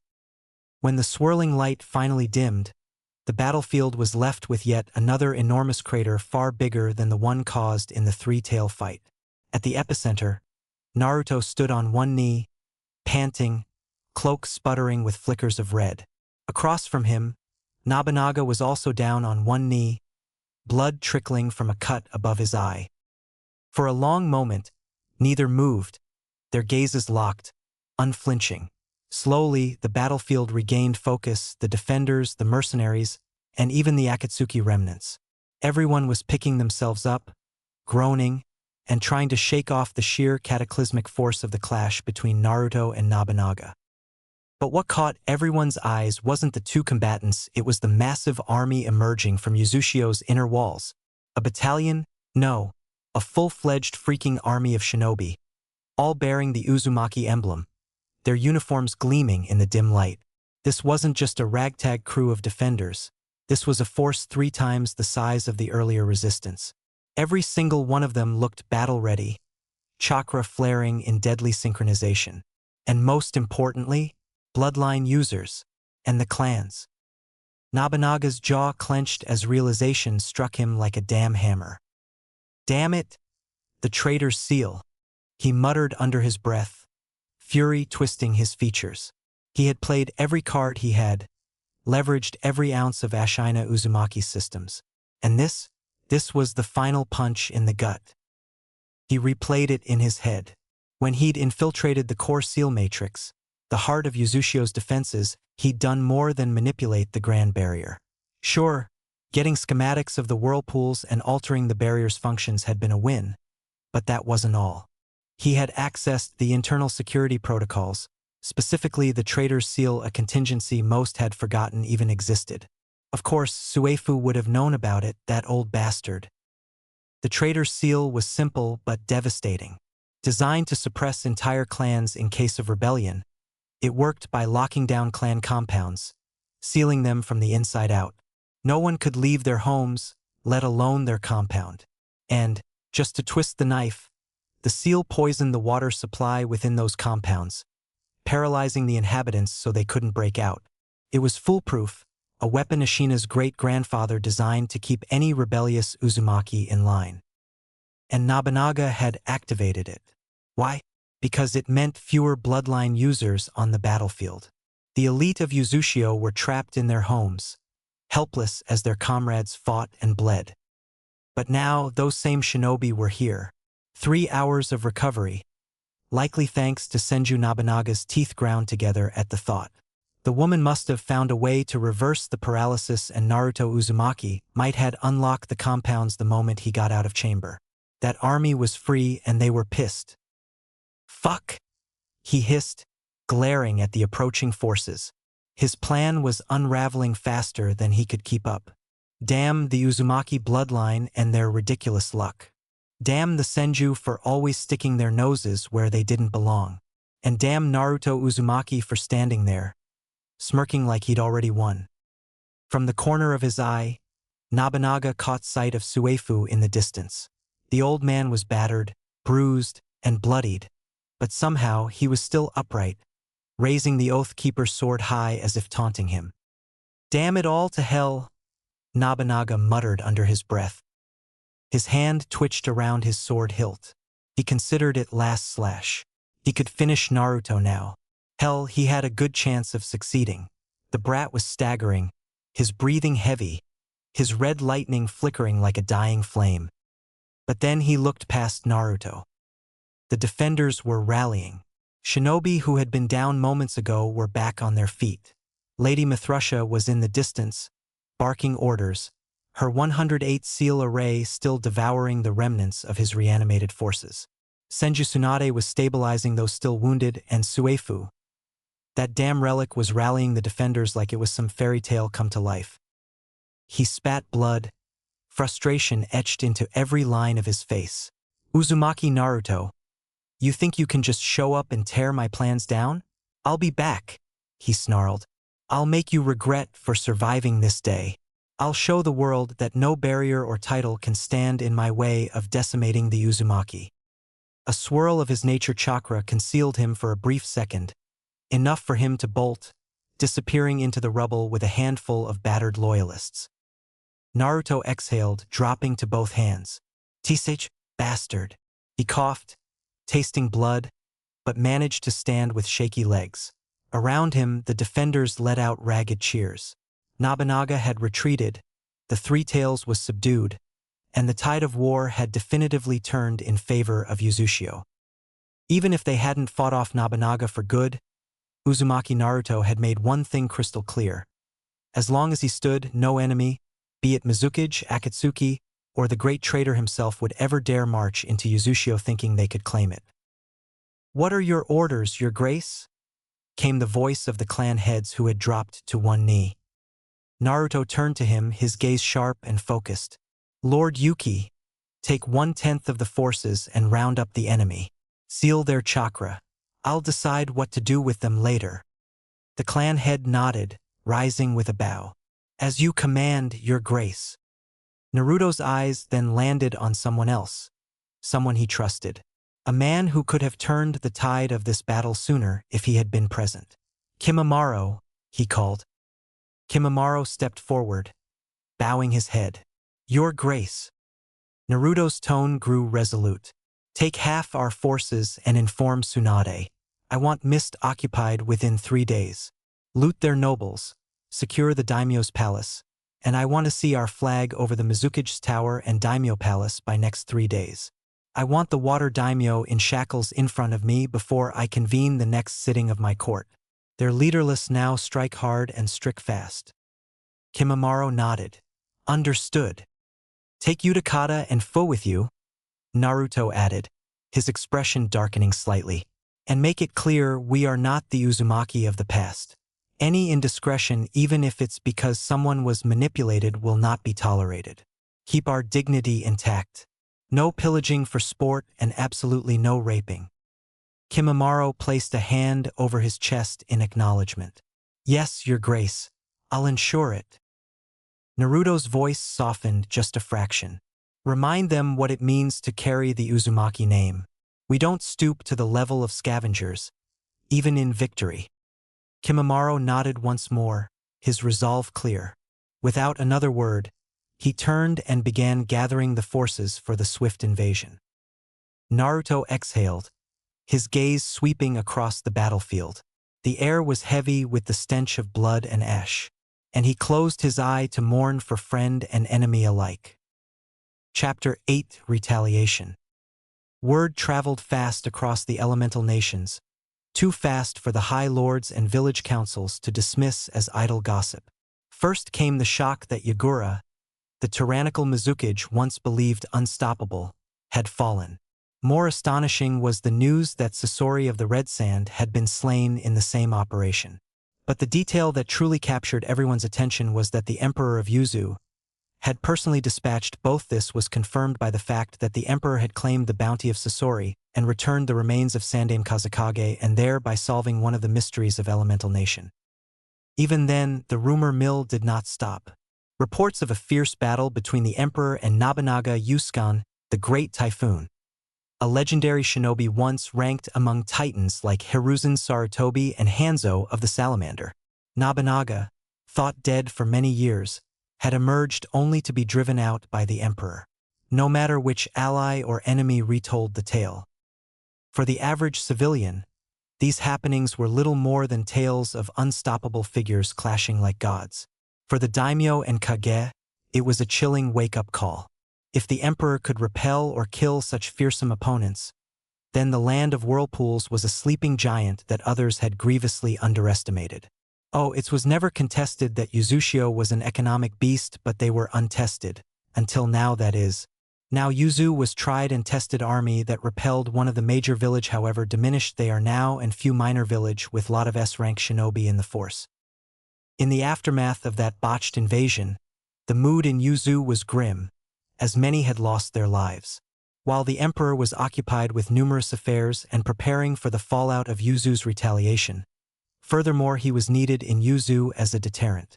He delegated to his wife, Tsunade Senju, to lead the counterattack against the Land of Water. Officially, her name alone was enough to command armies.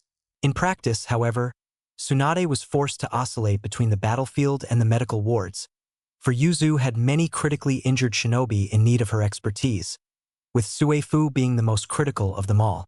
He had pushed his body, mind, and chakra far beyond human limits with various enhancements. It was a miracle he survived in the first place.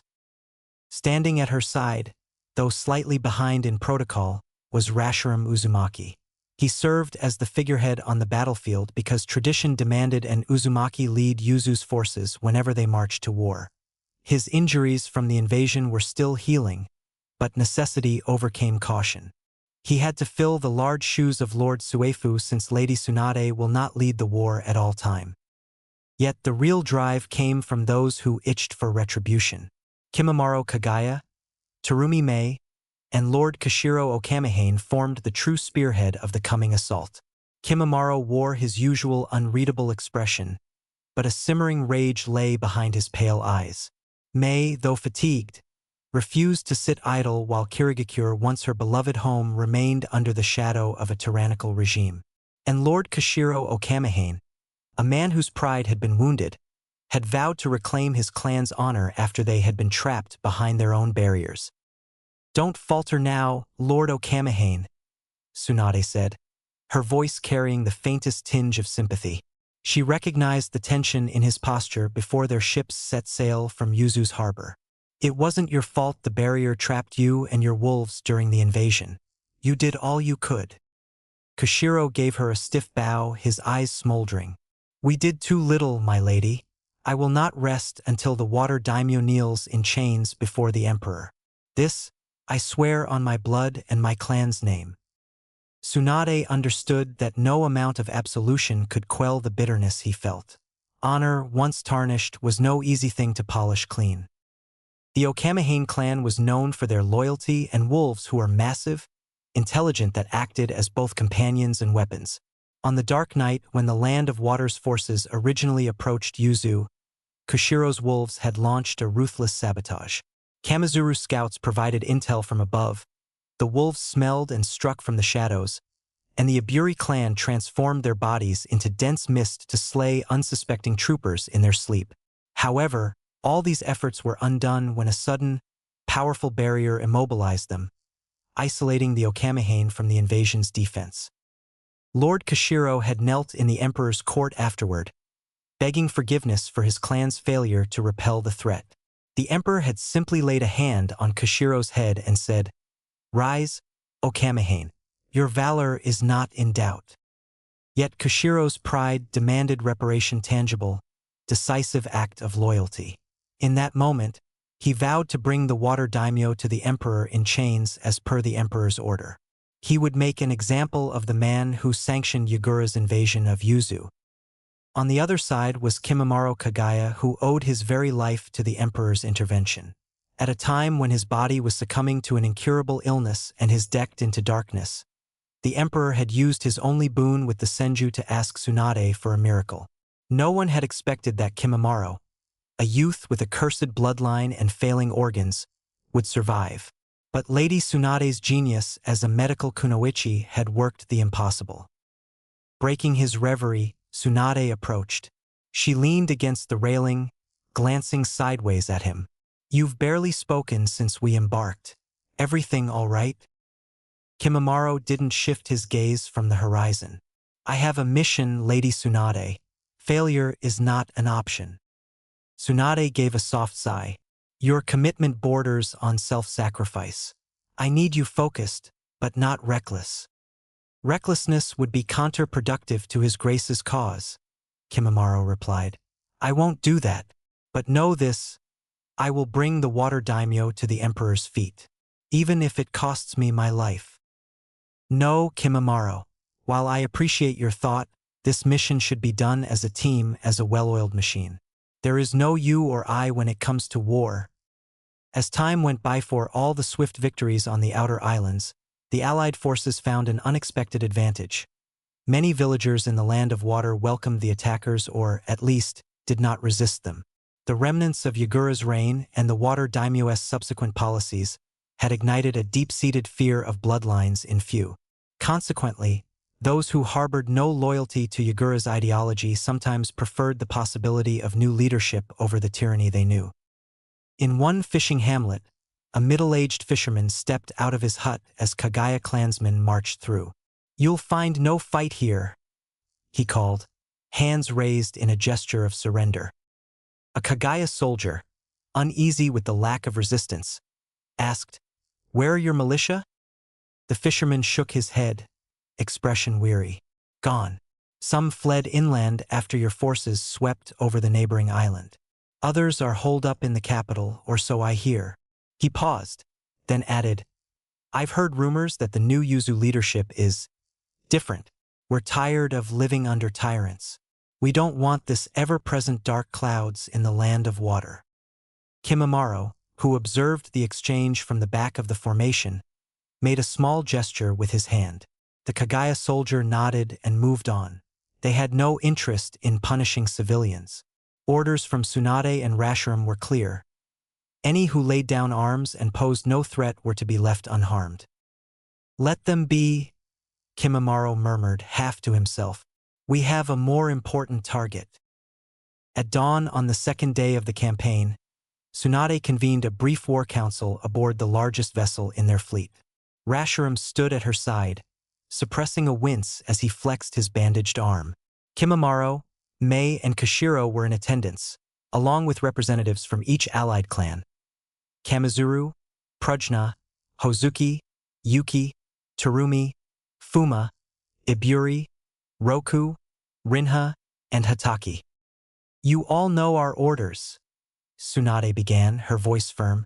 "By the Emperor's decree, the banner of Yuzu must fly from the Mizukage Tower and the Water Daimyo's palace within 3 days. We have already lost 1 day securing these outer islands. We cannot slow down now." Terumi Mei nodded, crossing her arms. "Kirigakure has plenty of territory, but its true power was Yagura himself and the loyalists he controlled. With Yagura gone, we should be able to break through the mist's gates." Rashiram raised a cautionary finger. "Even so, we must be mindful. The Land of Water's capital is a fortress in its own right. The daimyo may have summoned his army of samurai and shinobi there." Kashiro let out a low growl, eyes flickering. "We will handle whatever he throws at us." Tsunade looked at him, then addressed the entire council. I will do what I can from the medical standpoint, but I can't be everywhere at once. Kimimaro and Kashiro, you'll each lead separate forces to converge on the capital simultaneously. Rashiram, you will lead the forces to the hidden mist. Once I finish stabilizing our wounded, I'll join you at the capital for the final assault day after tomorrow and to handle any protocol or noble issues. Understood. They all nodded. There was no mistaking the sense of inevitability that hung in the air like a loaded crossbow. Mid-morning of the second day saw Rashiram Uzumaki and Terumi Mei at the head of an imposing force outside Kirigakure's gates. The once mighty bastion of the hidden mist looked unsettlingly quiet and weak. A heavy mist hung over the village remnants of the typical Kirigakure environment, but it lacked the usual vigor, as if weakened by Yagura's death. Utakata, the Jinchuriki of Six Tails, stepped forward and transformed into the Six Tails and blew a cluster of soap bubble-like spheres that drifted toward the gate. The defenders behind the walls braced themselves, uncertain of what to expect. In a sudden flash, the bubbles exploded, their acidic vapor dissolving layers of fortified wood and metal. With a roar, Terumi Mei unleashed her lava release, further destabilizing the gate. While Uzumaki Seal Masters activated the seal on Utakata to transform him back, since he can't maintain control more than 8 minutes. On my mark, Rashiram shouted. Tear down the remains. Mei's lips curled in anger. Kirigakure was once my home, she murmured. But Yagura poisoned it. No more. She inhaled sharply, then breathed out an acidic mist that spread through the ranks of defenders like a devouring plague. Screams punctured the thick fog as armor and flesh began to corrode. In the midst of the chaos, Rashiram deftly parried a sword strike aimed at his head. He retaliated with a slicing wind jutsu that knocked his attacker off balance. The second slash of his blade ended the man's resistance. Press on, he ordered, voice echoing across the battlefield. We need that tower secured by noon. Fighting surged through the streets, yet the result was never in doubt. The invading force was too large, too well-coordinated, and too driven by vengeance. By the time the noon sun pierced the fog, the banner of Yuzu had been hoisted atop the Mizukage Tower. Those defenders who survived and were not fanatically loyal offered their surrender, dropping weapons onto the blood-slicked pavement. While Kirigakure was falling, Kimimaro Kagaya and Kashiro Okamihane led their forces toward the Water Daimyo's palace. Sprawled over a rocky peninsula, the fortress city was protected by towering walls, labyrinthine canals, and what remained of the Water Daimyo's personal guard. Tsunade, after ensuring the wounded from earlier skirmishes were stable, joined them at the last moment. She arrived perched atop Katsuyu. So here we are, Tsunade said, dismounting gracefully from Katsuyu's back. She surveyed the sprawling walls with narrowed eyes. One high noble to challenge another. If anyone complains about protocol, I'm here to quiet them. Kashiro's wolves prowled behind him, snarling low at the defenders beyond the walls. I owe it to the Emperor to take this fortress, he muttered. We do not leave until the daimyo is on his knees. Kana moved up next to Tsunade, scanning the battlements. I can sense a large cluster of chakra signatures near the main gate. They're mobilizing. Tsunade gave a curt nod. Then let's not keep them waiting. Night closed in, painting the fortress battlements in the cool glow of lanterns. 2 colossal gates blocked direct entry. Archers and shinobi stood atop them, watching the allied army gather below with guarded tension. At Tsunade's signal, Fu stepped forward, her teal hair swaying in the wind as a bubbling aura of green chakra began to swirl around her. The cloak of the 7 tails might have remained incomplete, but even 6 tails of chakra were more than enough to test the gate's resilience, since she could do a complete transformation. All right, time to see how sturdy they made this thing, Fu roared. Clenching her fists, she charged forward and slammed both hands against the massive wooden structure, then her 6 tails followed. A shockwave rippled outward. With an ear-splitting crack, the gate tore free from its hinges, debris exploding in all directions. On the opposite flank, Tsunade activated her Strength of 100 seal. The purple diamond on her forehead glowed ominously, channeling chakra into raw physical power. She drove her fist into the second gate, splintering the reinforced wood and iron as if they were nothing but paper. No more hiding behind walls, Tsunade roared, stepping through the wreckage with Katsuyu looming behind her. A volley of arrows whistled through the air, forcing the front lines to scatter. Kimimaro darted forward, bones emerging from his forearms. With a graceful flourish, he deflected incoming projectiles, the metallic clangs echoing in the night. The Hozuki clan capitalized on the opening, liquefying themselves to rush forward and drag unsuspecting defenders under the swirling moat water. In the face of such relentless power, many defenders broke ranks. Others, loyal to the daimyo, stood firm. Samurai in gleaming armor and skilled shinobi unleashed a barrage of water jutsu, clashing with lightning jutsu from the Hataki clan, acid from Terumi loyalists, and the swirling insects of the Kamizuru. The courtyard became a cacophony of clashing steel, elemental fury, and cries of the wounded. Inside the besieged palace, the water daimyo anxiously watched from a high balcony. He had gambled everything on Yagura's success in conquering Yuzu. Now his fortress was overrun, his men dying in droves. The emperor's wrath had come for him far swifter than he ever thought. "My lord," said one of his S-rank guards, sweat beading on his forehead. "If we hurry, we can still escape with your family through the underground passage. Let the others buy us time." "Then do it. Hurry!" the daimyo snapped, nearly tripping over the hem of his ornate robe as he hurried down the hallway along with his family. The small group navigated torchlit corridors and hidden passages, the screams of dying soldiers echoing behind them. At last, they reached a hidden trapdoor. The daimyo descended into the cramped tunnel, flanked by his 2 elite bodyguards. They emerged in a forest clearing beneath the open sky only to find Tsunade Senju, Kimimaro, and Kana Uzumaki waiting. Kana tapped her temple, smirking faintly.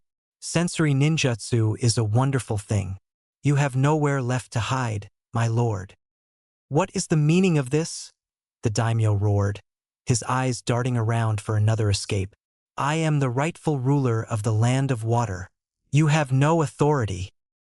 His protests died in his throat as his S-rank guards launched themselves at Tsunade and Kimimaro. One guard, blade wreathed in crackling lightning, aimed a vicious overhead strike at Tsunade. She sidestepped gracefully and landed a punishing counterpunch to the man's ribs, shattering them with audible cracks.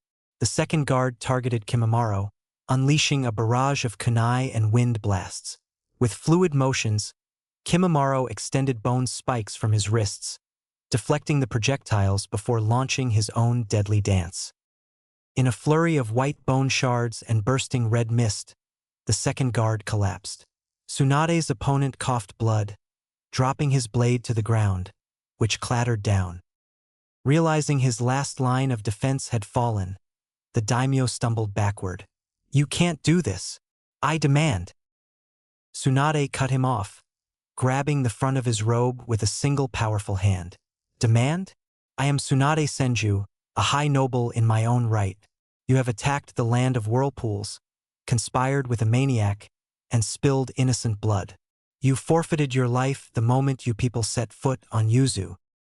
Her grip tightened, and the daimyo's face paled.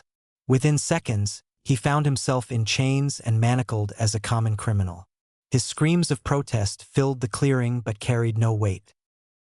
Back at the palace, the Allied forces swarmed through corridors and reception halls, looting and cataloging everything of value.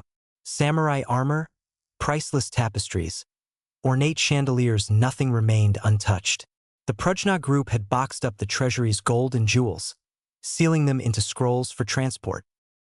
"Check the walls for hidden compartments," an Iburi shinobi barked.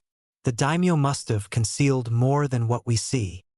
One by one, the nobles who had backed the invasion were dragged into the grand hall, bruised and terrified. Interrogators from the Yuki clan subjected them to chilling interrogation literally, gleaning the locations of hidden vaults and forbidden scrolls. The aristocrats wept and babbled, each hoping to save themselves by betraying their peers, as the nobles' blabbed forces were sent to their castle to strip them of their fortune. Meanwhile, a parallel operation took place in Kirigakure's Mizukage Tower. Terumi Mei, now effectively the highest authority in the village, ordered her loyalists to seal away all archived scroll, jutsu scrolls, and research notes. Any staunch Yagura supporters who refused to surrender were tortured briefly, but effectively for the location of black market arms caches and stolen jutsu. By the night, the entire building had been stripped clean of its secrets. In the midnight, a procession left the palace gates. At the head walked Kimimaro and Koshiro Okamihane along with contingent who formed perimeter around Lady Tsunade, who was atop Katsuyu in her scaled-down form. Behind them, chains rattled against the cobblestones, and the water daimyo stumbled along, flanked by armed guards. The symbolic humiliation was undeniable. Once the highest noble in his land, now reduced to a prisoner of war. Koshiro stood off to one side, his wolves looming behind him. One of them growled softly, as if disappointed it hadn't gotten to sink its teeth into the daimyo. Koshiro's lips curved into a harsh smile. "You have what you came for, Lord Okamihane," Tsunade said quietly, noticing the expression. He nodded. "Indeed. Now let me deliver him to the Emperor's feet. Only then will my clan's humiliation be repaid." "You'll have that chance." Tsunade turned her gaze forward, towards the warships anchored at the docks. "All that remains is the Emperor's judgment." Kimimaro's grip tightened on the chain. For the briefest moment, a flicker of satisfaction crossed his face. This was the final step. The allied armies did not depart entirely. Rashiram Uzumaki, along with Ao, Manjitsu, and other generals from Kirigakure, remained in the Land of Water to maintain order. Although the Emperor's forces had claimed victory, the region threatened to collapse into chaos without a structured transition. Terumi Mei volunteered to stay. Back in the deserted palace halls, a few squads lingered to root out hidden traps or rescue the occasional frightened servant. Smoke drifted in the cool morning air as charred wreckage and half-collapsed gates testified to the brutality of the siege. Yet a sense of grim accomplishment permeated the atmosphere. With the last of the spoils secured and the daimyo's wails echoing over the docks, Tsunade gave the order to set sail. A line of warships slowly pulled away from the battered coastline, leaving behind a skeleton force to keep the peace. The sea breeze carried the tang of salt and the faint stench of burnt wood.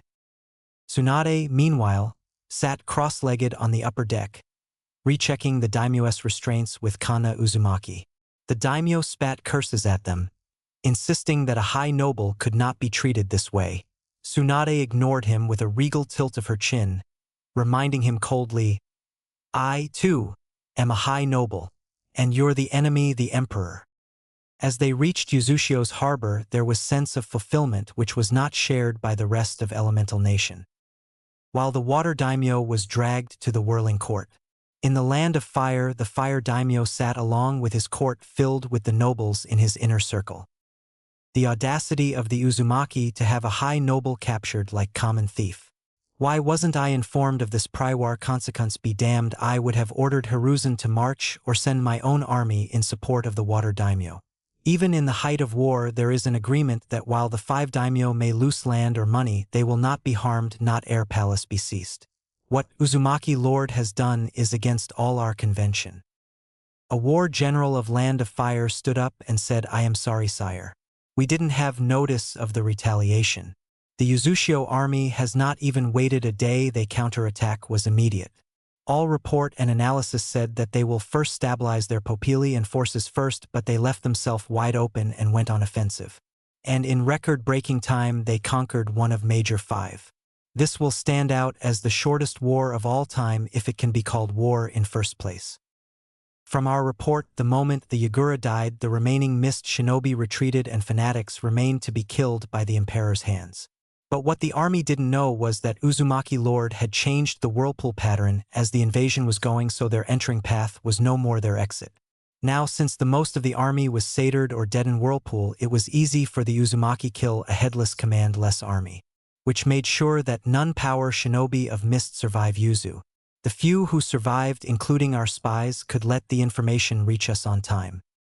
Grand Monk of Fire Temple stood up and said, "It's foolhardy, my lord. Uzumaki themselves are high noble for what the water daimyo tried, and from the last invasion of Yuzu the daimyo respect was not offered to the Uzumaki royal line. Hence, there is nothing that make the Uzumaki lord to spare the water daimyo. If you press too much, the Uzumaki lord will open the old ledger of where was these law when is the main line hunted and killed in the last invasion."